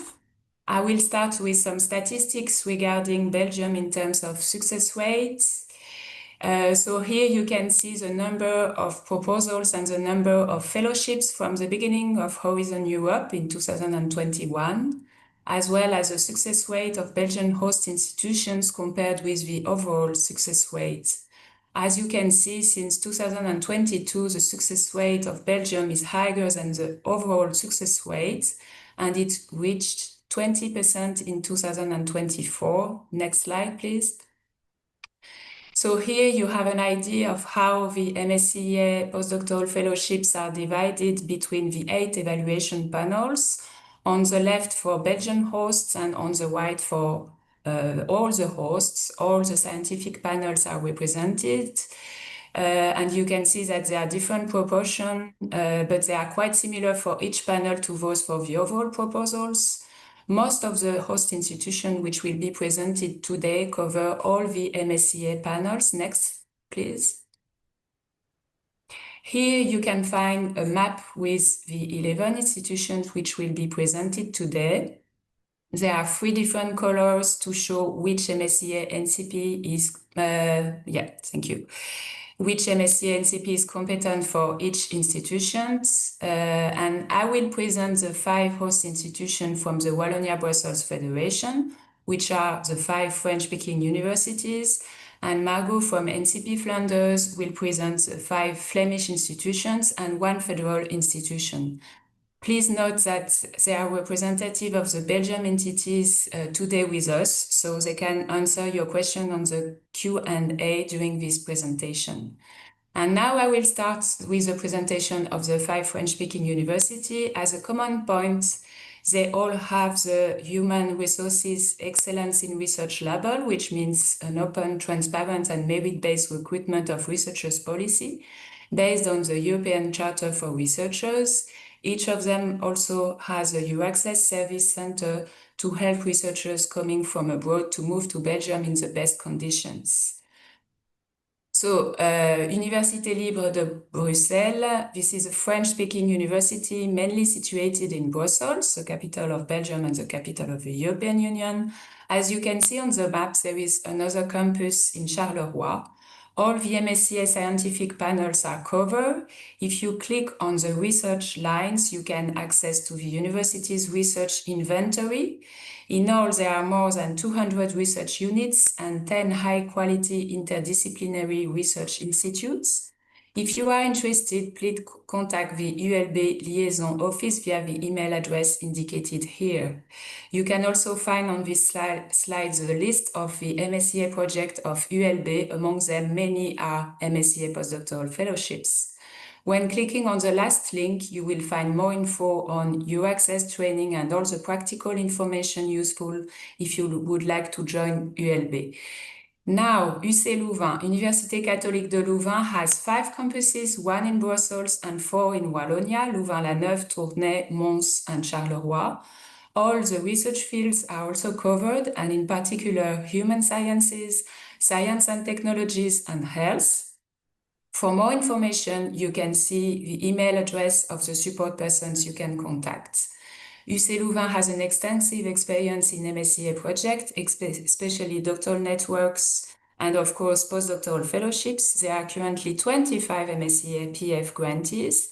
Every year in May, a masterclass for the MSCA-PF Call is organized. Please contact the 2 persons mentioned before for more information. Now, Université de Liège, it's a comprehensive public university in the French-speaking part of Belgium, and it is strongly committed to teaching, research, and societal contribution. Outstanding research is conducted in 4 different campuses situated in Liège, Gembloux, and Arlon, and across 11 faculties and 42 research units. A dynamic research and training experience for postdoc is provided in multidisciplinary research groups with top public publication and translational valorization outputs. Please visit the research link of ULiège to learn more about the university's different research topics. ULiège actively participates in European research and training projects, notably in MSCA postdoctoral fellowships. Information about the postdoc grantees and the doctoral network project is presented in the MSCA funding project links. Dedicated support for proposal preparation and submission is provided by a MSCA grant advisor, Mrs. Ramos Pamplona. Please do not hesitate to email directly to the indicated email for information about these support activities. Now, Université de Mons, it's part of Wallonia. There are 10 research institutes: health, energy, materials, complex system, language, biosciences, computer, science and information technology, creative technologies, social science, risks, and an innovation network. This innovation network was created to bring together partners associated with the university to promote innovation and entrepreneurship. Over the years, and in order to respond to the challenges of society and the need of its partner and the socio-economic world, UMONS has established very close ties with a group of partners recognized for their excellence in their fields, accredited research centers, socio-economic partners, spin-offs, its alumni network, companies, local and regional institutions. And on the left, you can see links to the website, the email address of the EU project office, and the link to the 19 MSCA project in which UMONS currently participates. Next, please. Université de Namur is located in Namur, the capital of Wallonia, a lively, multicultural, and easily accessible city at the crossroad of major rail and road networks, and close to 2 international airports. The campus, just a 10-minute walk from the train station, sits next to the city's pedestrian zone and high street, offering easy access to shops, restaurants, and cultural venues. UNAMUR fosters scientific research that combines excellence with inter- and transdisciplinary approaches while placing strong emphasis on the human and societal dimension of science and technology. Its expertise covers a wide range of fields, including life and health sciences, ICT and society, heritage, cultures and societies, economic and social vulnerabilities, materials, energy and the environment. This expertise is structured in 11 multidisciplinary research institutes, which are all listed here, encouraging collaboration across disciplines and fostering innovation. UNAMUR has a solid experience with the MSCA and currently hosts or has participated in projects under MSCA-PF, of course. The UNAMUR EU Grant Office provides guidance and assistance with the preparation and review of MSCA proposals. And that's it on my side. Thank you.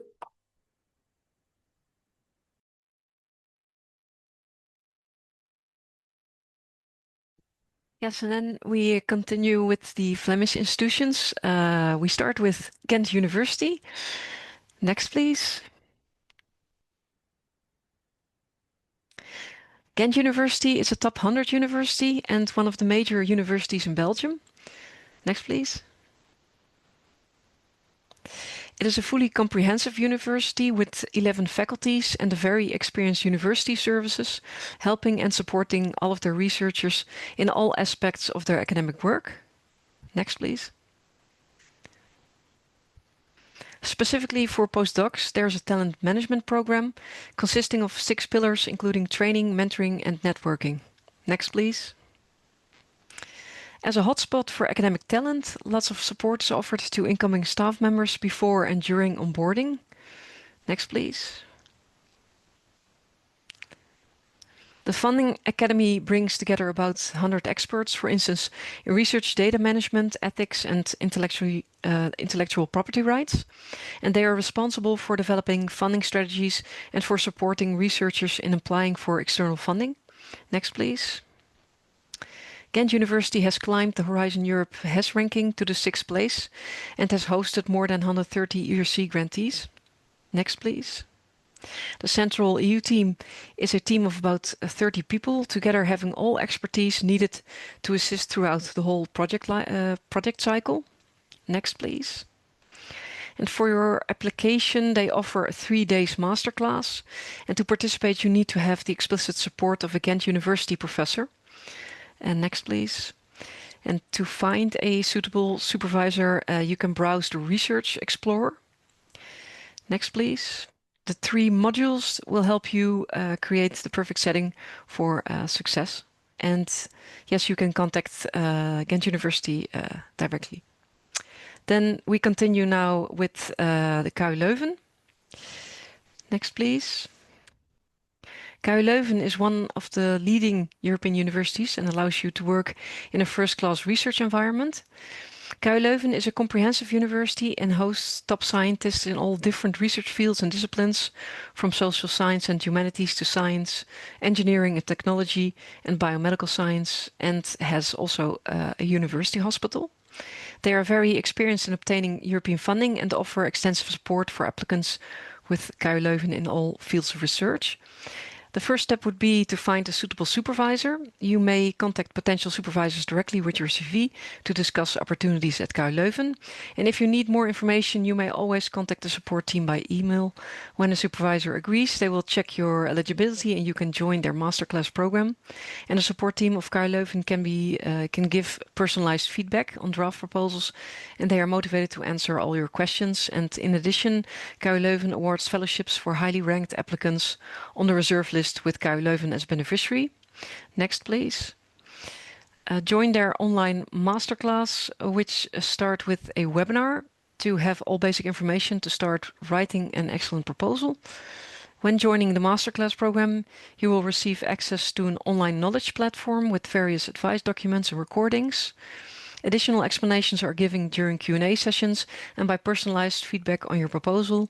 And every applicant receives the same information at any time, as all sessions will be recorded. Next, please. Yes, and if you are interested to apply with KU Leuven, then you can contact them now by email. And then we continue with the Institute of Tropical Medicine, which is located in Antwerp in Belgium and was founded in 1906 and is today globally recognized for leading research and training in tropical medicine and global health. Their mission is clear: equal chances at a healthy life for all. They work toward this through scientific research, education, professional medical and scientific services, and international partnerships. Next, please. Especially in Africa, Asia, and Latin America. Next, please.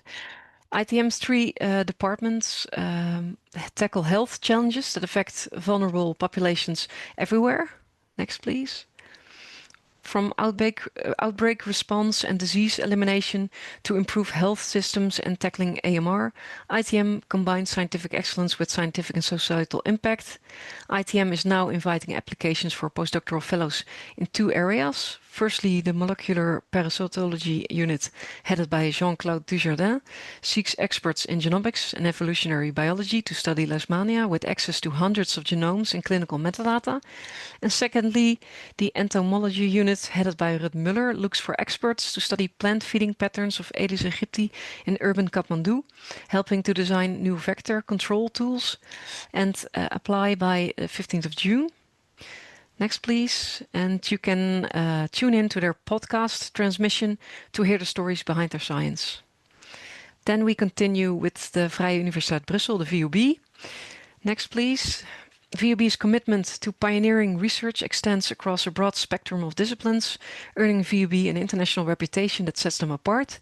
They aim to provide solutions for the challenges of tomorrow through high-quality research, customized education, and a strong social drive. Next, please.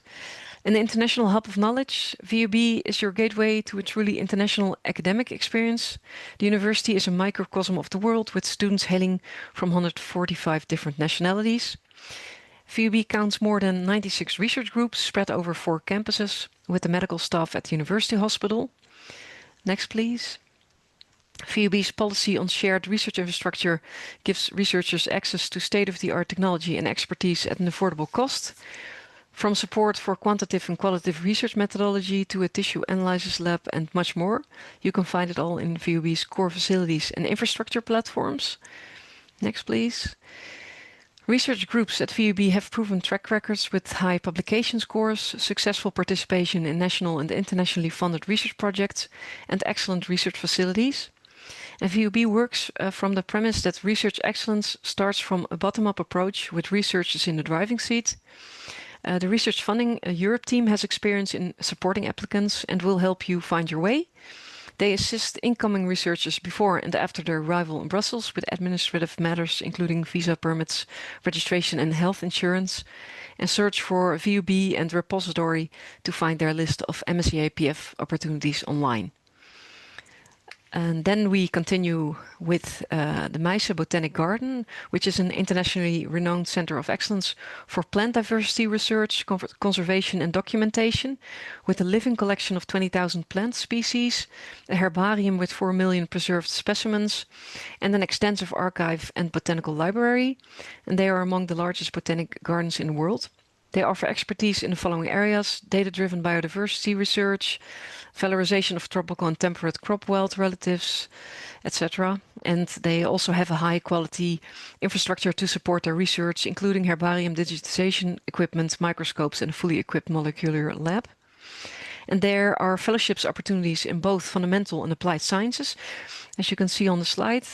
For example, there are opportunities on taxonomic studies, biodiversity conservation, biodiversity informatics, illegal logging worldwide, etc. And Meise also work with farmers, industry and food markets on sustainable food practices and introduce other species to consumers. And these opportunities may include fieldwork worldwide. And if you're interested in one of these, then you can contact the liaison officer. And then we continue now with the federal institution, the Royal Museum for Central Africa. The RMCA is not only a museum, but it is a multidisciplinary research institute known over the world for its expertise. RMCA scientists work in a range of disciplines to investigate past and modern-day African societies and natural environments, with a focus on Central Africa. And their research relies on the exceptional collections of the museum, fieldwork and collaborations with universities and other institutions that provide expertise in complementary areas. And developing a network of African partners is of paramount importance in this context. And there are 3 research departments in RMCA: cultural anthropology and history, earth sciences and life sciences, and an overarching collections department. And they cover 15 scientific disciplines, and each of them can host postdoctoral fellows.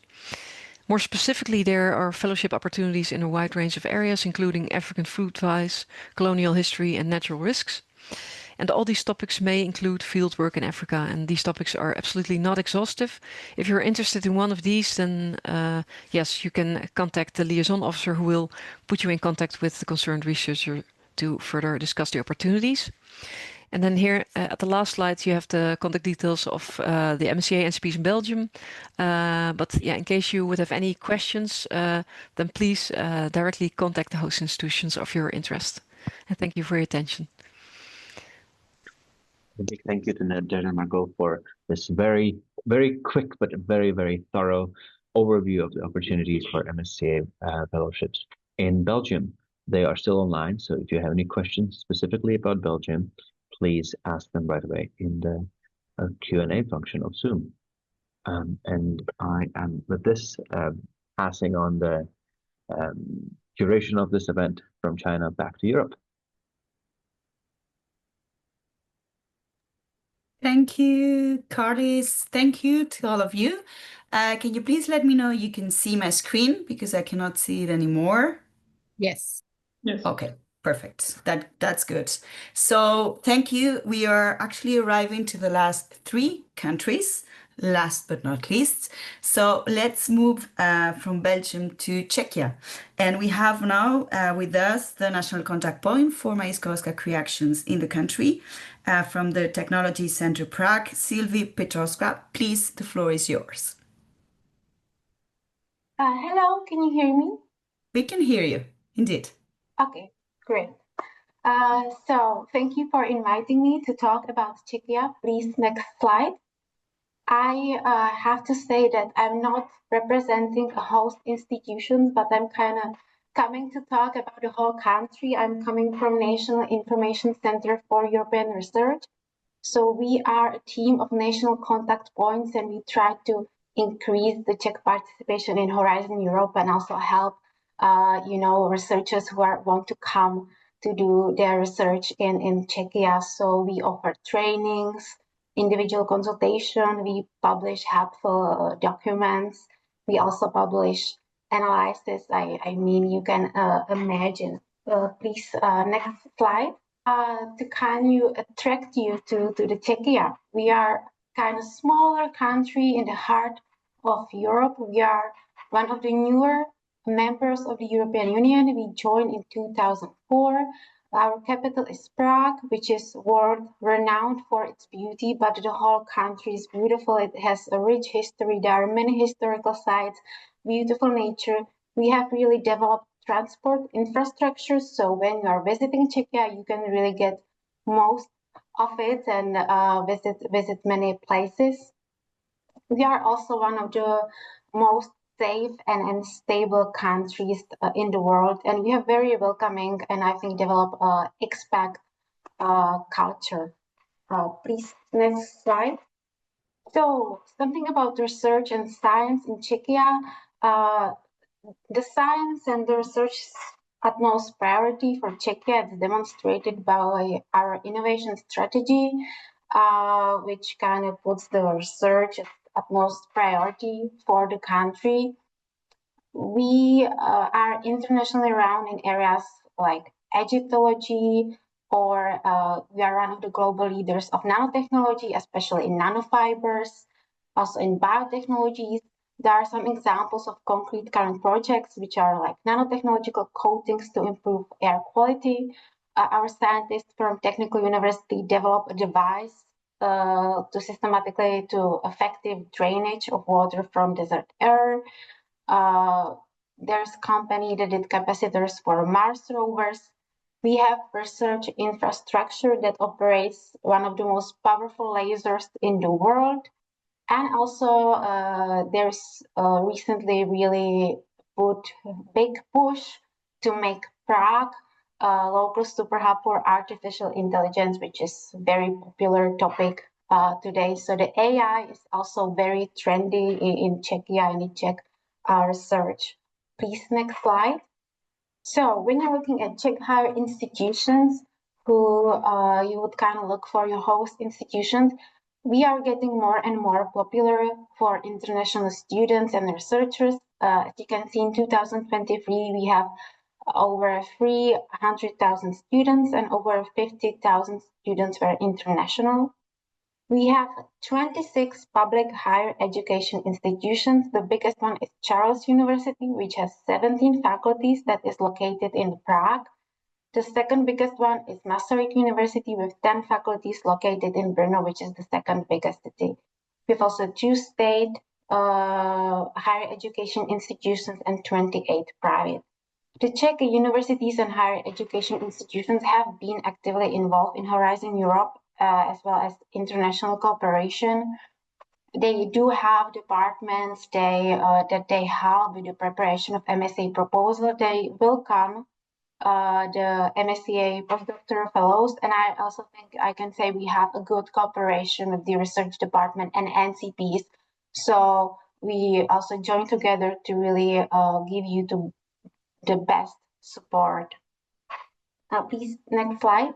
So I included a map, kind of like an overview of the Czech university, because there are many. So then when you have the presentation, you can kind of look and also what are kind of like their main target. Please, next slide.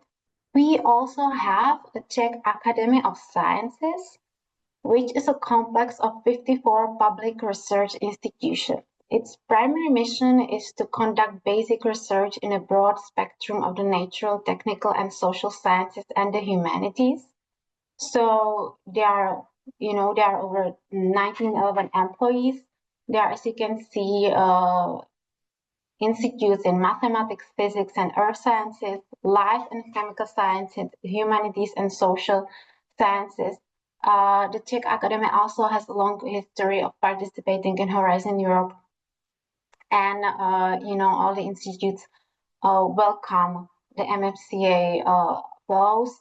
There are 54, so I included the whole list, but there's also like the whole broad spectrum of research and all the sciences. Please, next slide. In our country, we also have 9 European Centers of Excellence. They focus mainly on international collaboration and contribution to applied results. We have around 40 regional research centers. They aim to strengthen the competitiveness of their respective regions, so they are also more oriented towards the practical sphere. We have quite developed a large research infrastructures landscape. We have over 40 of them in all the, let's say, thematic domains: energy, environment, health and food, physics and engineering, social and humanities, or infrastructures. As I said, like the biggest laser is kind of one of them. So there are many possibilities to visit or access facilities of world quality in Czechia for your research. Please, next slide. So as much as there are like a quality research, quality institutions, we are not the best at promotion, we are, the Czechs, we are a little bit more reserved. So of course, if you try to find your host institution in Czechia, the best option for you is to contact your potential supervisor directly. I believe that is the best option if you're looking everywhere, right? Because you know the best who would you wish to be your supervisor. You could also contact the research office of the potential host institution, as they are used to help you and navigate you through all the institutional details and maybe find you the department to look at, or even recommend a concrete supervisor. You can explore the institution list of the supervisor and topics who are eager to support your fellowship applications. I included a Charles University list because I know that they have one and they update it every year. The major Czech institutions also, they publish on EURAXESS portal. They are active at MSCA matchmaking platform. And I included a link to the webinar of potential hosts in Czechia. It's 2 years old, but I don't think that's not some significant changes. There are 5 main institutions presented, their support system. It was the Charles University, Pátsky University, and Masaryk University. These are the 3 biggest universities in Czech Republic, and also the 2 institutes of the Czech Academy of Sciences and the Institute of Physics and the Institute of Organic Chemistry and Biochemistry. So, as I say, Czechs are very helpful, want to help you, but you would kind of have to do the first step. Please, next slide.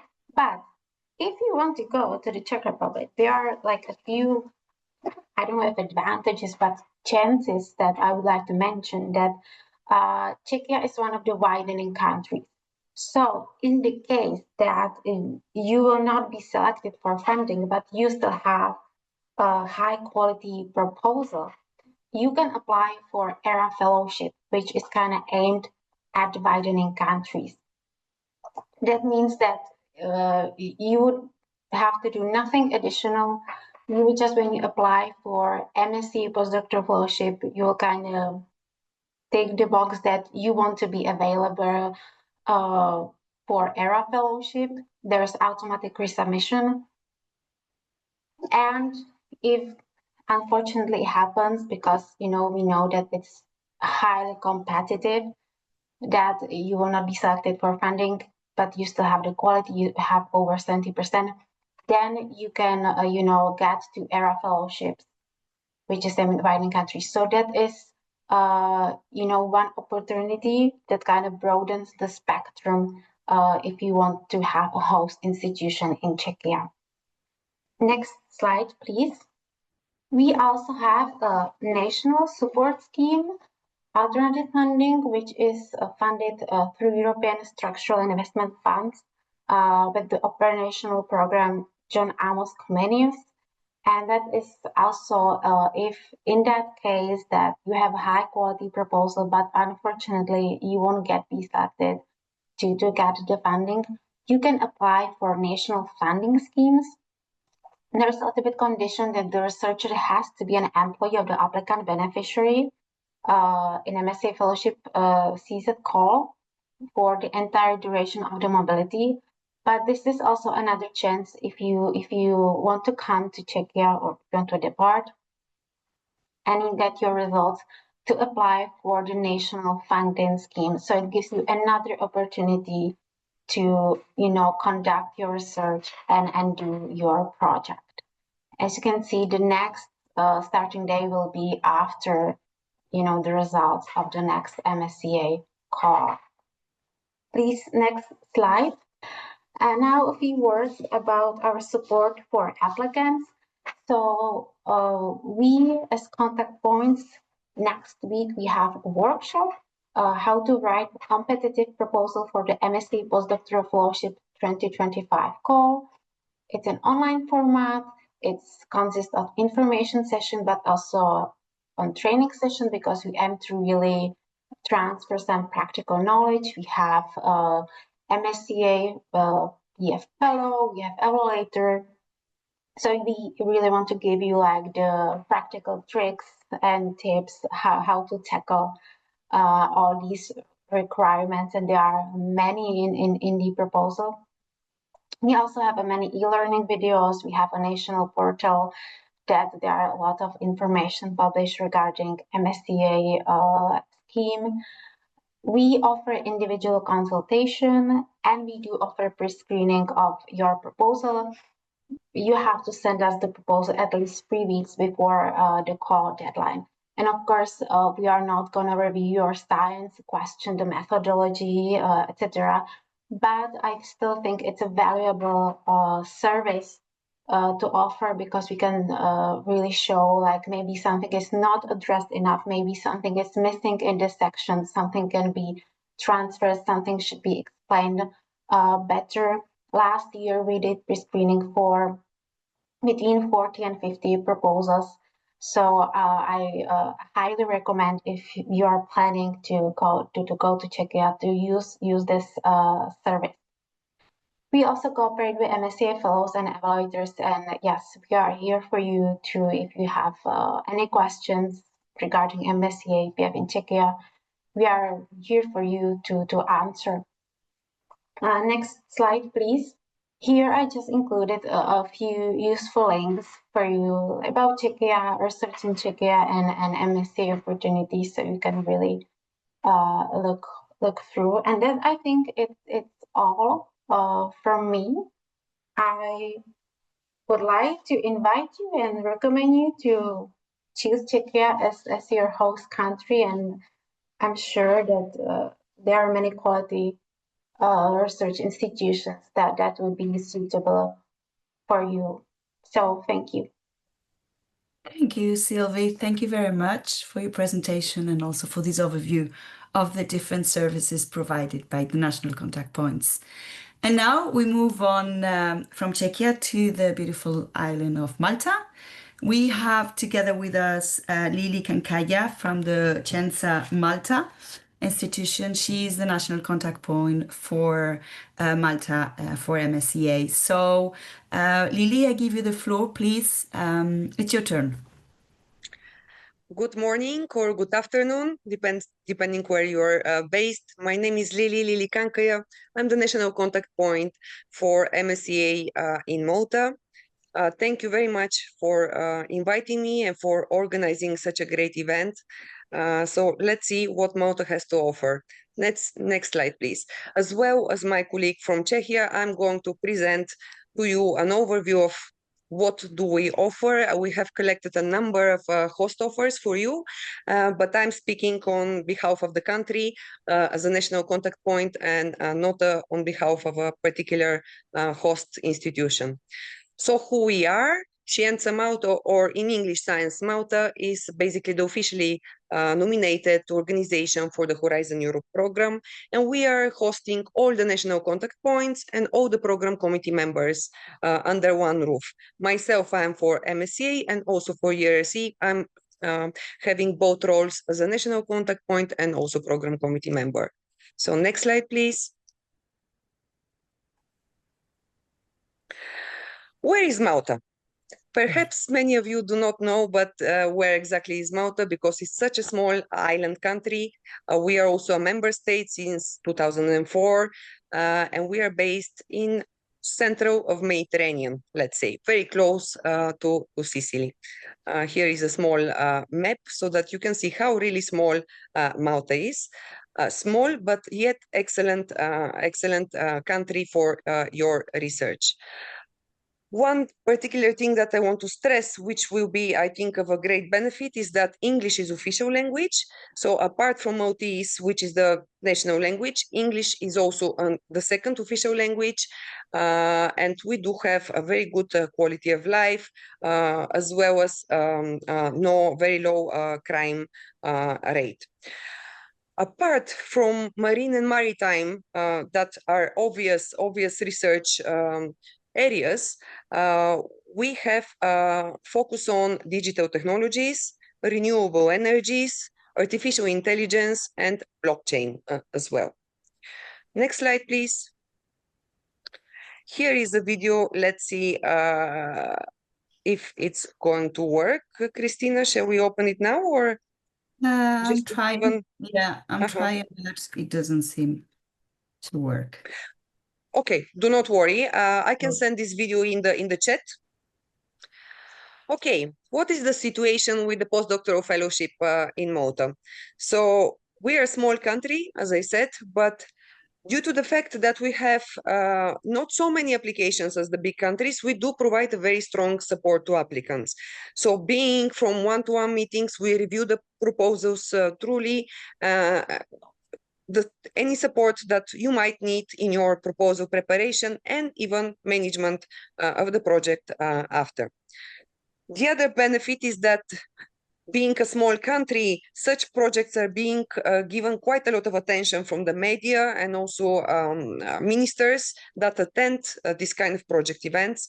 So you can shine with a small project in Malta.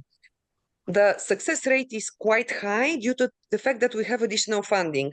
So while we are talking average success rate of postdoctoral fellowship of around 14%, we have over 25% here in Malta, due to the fact that we have additional funding.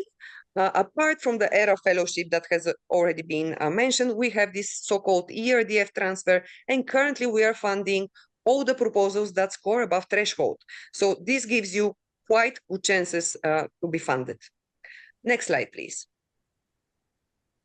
So here is the link with all the host offers that we collected from Malta. So you can see it then at your own time. Again, I will send this link to the chat, so you might have a look. But generally, we have quite a lot of host offers, over 20 host offers from the University of Malta. This covers all scientific fields. We have over 10 from MCAST, which is the Malta Council, the Malta College for Arts, Science and Technology, also over 10 host offers. We have a host offer from Research Foundation, okay, the Foundation for Innovation and Research, that relates to energy. We have a host offer from EcoStack, which is a private company, quite experienced already in Horizon Europe and Horizon 2020 in terms of environment and nature-based solutions. And we have a host offer from the International Maritime Law Institute, which is an international institute that is dedicated to maritime. So what is our support? Next slide. As I mentioned, we do offer one-to-one meetings. We provide specific trainings and workshops. We do help you throughout your application. Of course, we can help you find a host offer for you. If you don't find something on the list, we can guide you how to get in contact with other experienced academics that might be willing to host you. And of course, we review the proposals throughout. Next slide, please. Apart from it, we do have this additional funding, which you are still on time to apply now because it's closing on 8th June. This is a masterclass related to the MSCA Postdoctoral Fellowship. It's going to take place only on site, not online. Okay, please pay attention to that, on 18 and 19 June in our office in Malta. And you, if you apply through the links that are here on this slide, it's a very short application form. You will need to have your supervisor already identified, and we can cover your travel to Malta. So if you're based in a third country, it will be 2,000 euros. And if you're based in Europe or associated country, it will be 800 euros. Next slide, please. So yes, how it works, you first contact the supervisor. Once you agree that he or she is going to host you, you can apply for the PF2MT. Then you attend the masterclass, and then we'll provide you half of the sum that you're due following the masterclass participation, and the other half only once you submit the proposal this September. Next slide, please. And there is also an additional funding. This is not, you cannot apply yourself, but your supervisor can apply. If your supervisor is from Maltese host organization, they can request up to 2,500 euros in addition to hire an external expert who will review your proposal and help you with the proposal. For other Horizon Europe calls, this is up to 8,000 euros, but due to the short application of 10 pages for the postdoctoral fellowship, it is 2,500. And next slide, please. I think this is my last slide, why to choose Malta. One thing is the ERA fellowships that were already mentioned. So this is additional funding for your MSCA postdoctoral fellowship proposal. We do have the ERDF transfer. Malta is one of the very few countries that has this additional funding. And this funding is a 5 million euros, and we all dedicate them to the postdoctoral fellowship call. So anyone that is scoring above threshold has chances to be funded. From last year call, we are funding another 4, for example. So this is our key to invite you to apply with Malta. Is your highest chance probably to be funded, as long as you, of course, have a good quality proposal that scores above threshold. Next slide.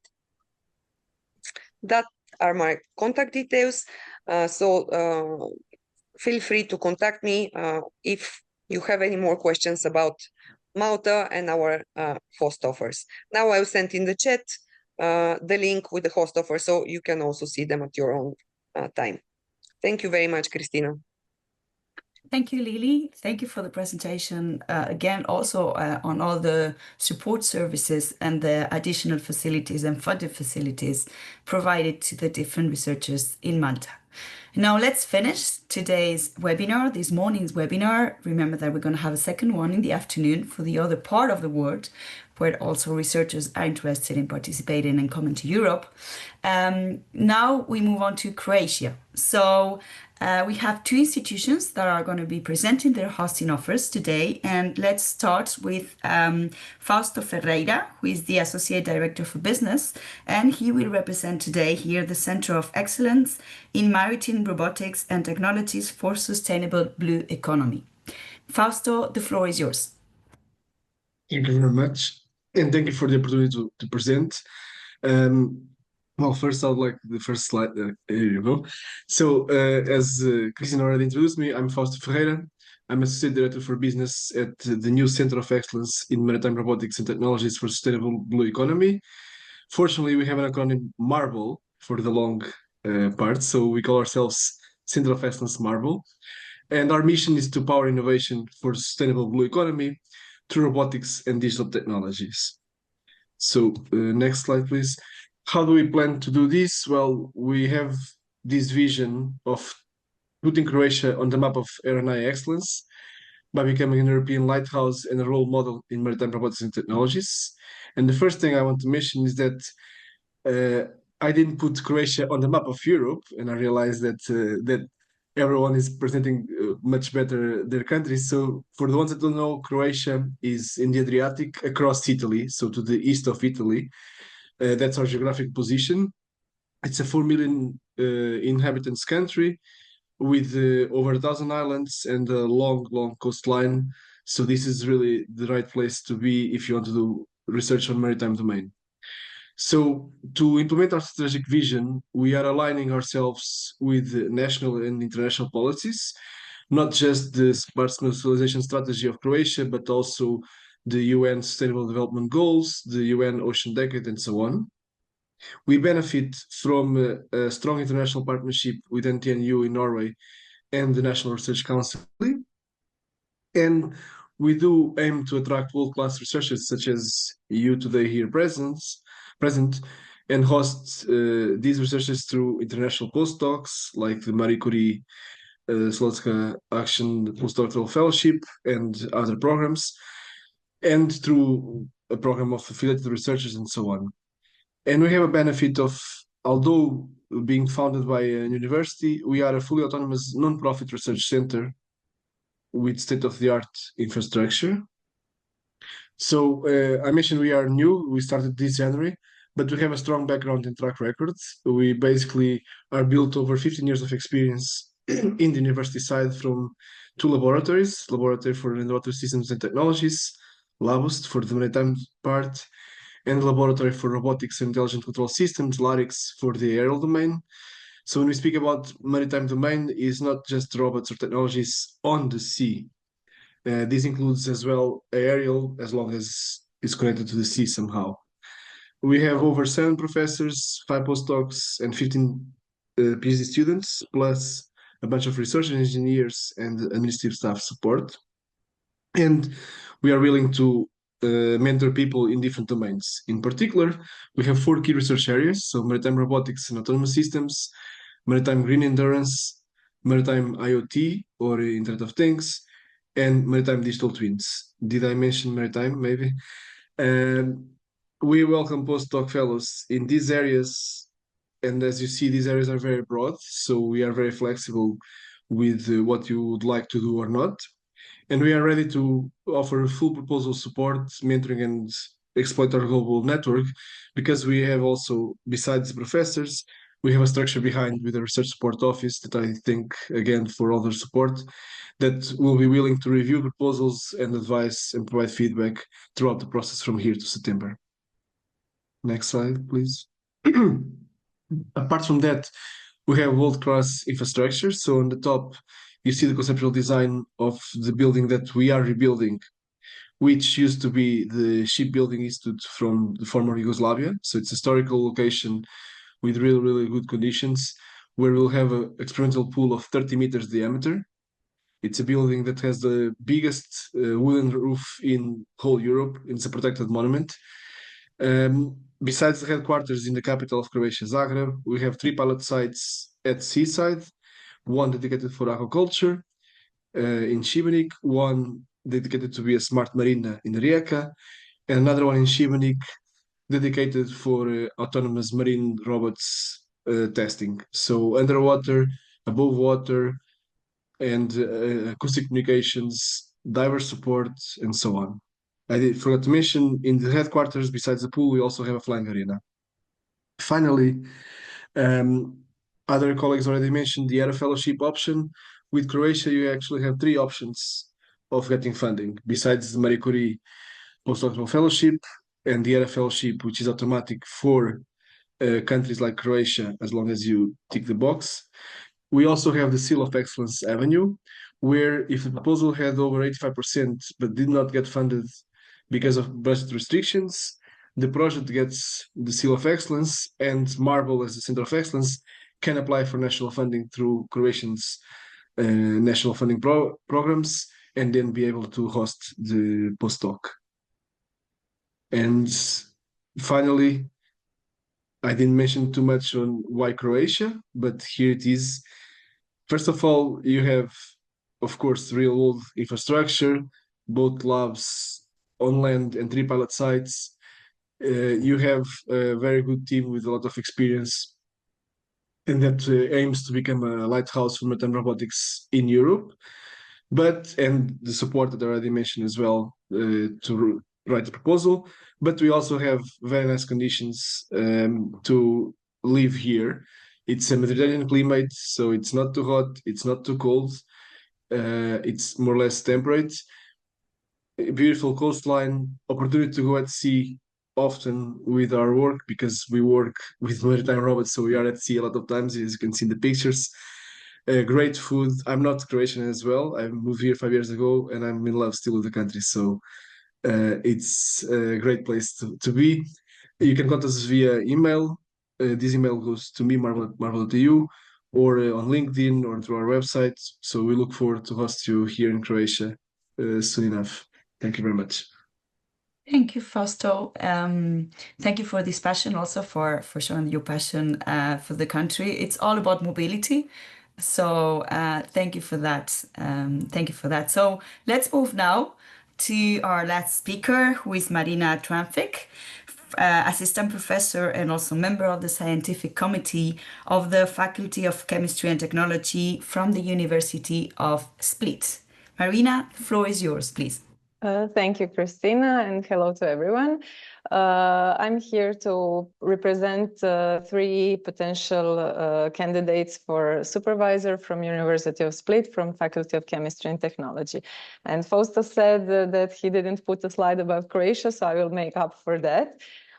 Croatia is a small country in the European Union, just under 4 million people, which means we are big enough, but still small enough. We are located at the coast of Mediterranean, Adriatic Sea to be more precise, and we are often called the land of 1,000 islands, and actually 67 of them are inhabited. Next slide, please. Being on the coast, we have a very mild Mediterranean climate and a very enjoyable, and Croatia is a very enjoyable place to be. So even if you don't come as a Marie Curie postdoc, be sure to visit Croatia. Next slide, please. So our university, our city of Split, is located in the Dalmatia region of Croatia. Next slide, please. Next slide. Thank you. One more. Split is the second biggest city in Croatia, and it has 160,000 inhabitants. So again, it's a small city, but not too small. It's a cultural center of the region and has all the benefits of a modern Mediterranean city, but still it's small enough to provide an amazing quality of life. And basically that's our, I would say that's the biggest quality Split has to offer. What is very important for foreign students, I would say, is the well-connected by airplanes. So we are very well connected to other European cities and also cities worldwide. So it's easy to come and to live. The city has a very rich history. It was built on a palace by a Roman emperor, which eventually with time grew into the city we know today. So we are in the region that has very rich history. And next slide, please. But also has many beauties. You can enjoy all the beaches. Next slide, please. You can enjoy very nice Dalmatian food. Next slide, please. And very nice Dalmatian wines. The region of Dalmatia is well known for a very large number of sunny days. So we have great vineyards and great wines. Next slide, please. So we come, and also once you are here, there are many beautiful places to visit, islands and many historical places. Coming to University of Split, it is a relatively young university, only 50 years old. It has 11 faculties. And recently, just about 5 years ago, a new campus site was built and most of faculties moved to the new campus. The campus also has a students' dorm, which is shown in the lower right picture, and sport courts. So the university is very dedicated to achieving and maintaining very high standard of student life. If you want to know more about the University of Split, feel free to check the link underneath. Research-wise, University of Split is rapidly growing. So in last years, the number of publications, scientific publications and their citations is rising rapidly. We are also very proud to host several of the top 2% most cited researchers worldwide. Out of those several, 2 are coming from our faculty, so we are very proud of that. Also, the number of high impact publications is rising very rapidly in the recent years. Next slide, please. We are also very proud of our collaborations. So we have many collaborations with universities in national other national university, but also universities in Europe and worldwide. And those collaborations can for sure be used for organizing a secondment within the Marie Curie Fellowship. Next slide, please. Our university is located in this building at the new campus. So we have new facilities, new research labs, student labs, and classroom, everything equipped with modern state-of-the-art instruments. Next slide, please. And we are also very proud of our connections. We are part of a CEU alliance, which connects several universities within Europe. Again, which is important for potential secondments. And we have very good connections with industry, regional industrial partners, as well as national and through Europe.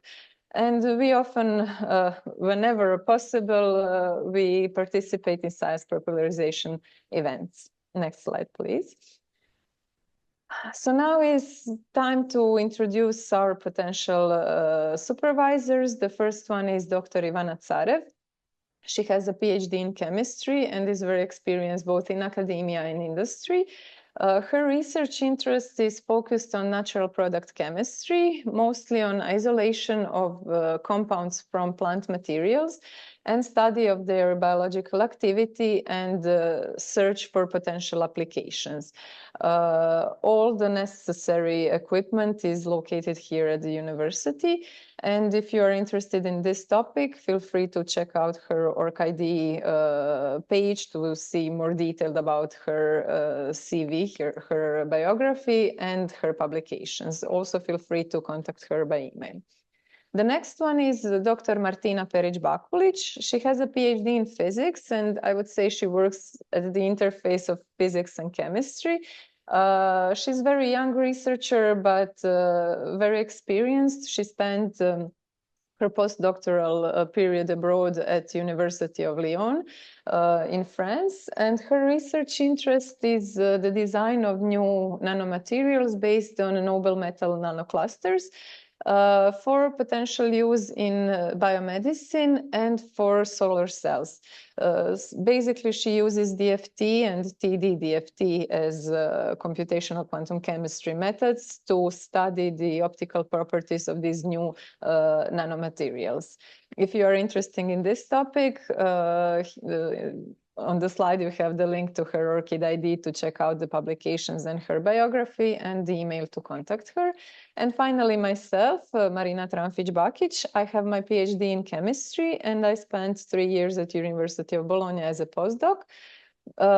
Recently, I got a project of my own, so now I'm also a PI. My research interest is light-activated anti-cancer drug delivery systems. So basically, we do everything from scratch, starting from the synthesis of photoactive compounds to study of their behavior, including these compounds in drug delivery systems such as liposomes and polymeric micelles, and then studying the photochemistry, the physical chemistry of these systems, and finally, in collaboration with colleagues, we also tangle a bit of biochemistry. So the ORCID and the email are also listed on the slide. To conclude, I can say that all three of us are quite young researchers, but we are very enthusiastic and hardworking. We have a strong institutional support from University of Split, from the faculty. And I can say everything that Fausto said about the funding. So even if you don't get the MSCA grant, there is an option of ERA funding and additional national funding for the proposals that got good results but didn't get the funding from MSCA. So if you're looking for a young, dynamic, inclusive atmosphere, high quality of life, and working on cutting-edge research projects, feel free to contact us by email. Thank you. Thank you very much, Marina. Thank you very much for this very exhaustive presentation and very to the point with the information of the specific PI who would be interested in host a researcher in your institution. With this, we have finalized this morning webinar. I will ask all the speakers who are still with us today to please turn on their camera if possible, so that we can take a group photo. And just from my side to say that you heard today from over 50 host institutions, possible host institutions in Europe. You saw that there are very different research fields that you might apply it with in MSCA, as is a bottom-up program. And you saw that there are so diverse countries in Europe that are really willing to welcome you. We have a very short survey for you to please fill in once the webinar finishes. And with this, please remember that we will upload all this information in the EURAXESS Worldwide website, and we will include also the videos. And I would like to thank you all, but I will also like to thank you especially my EURAXESS Worldwide colleagues, Carlis, Nishan, and Judith from China, Australia, New Zealand, and Japan, who are also there at your disposal in the EURAXESS Worldwide regions to support your move to Europe. Thank you to all of you and have a good day. Thank you. Thank you. Thank you, everyone. Thank you. Goodbye. Bye. Thank you. Goodbye.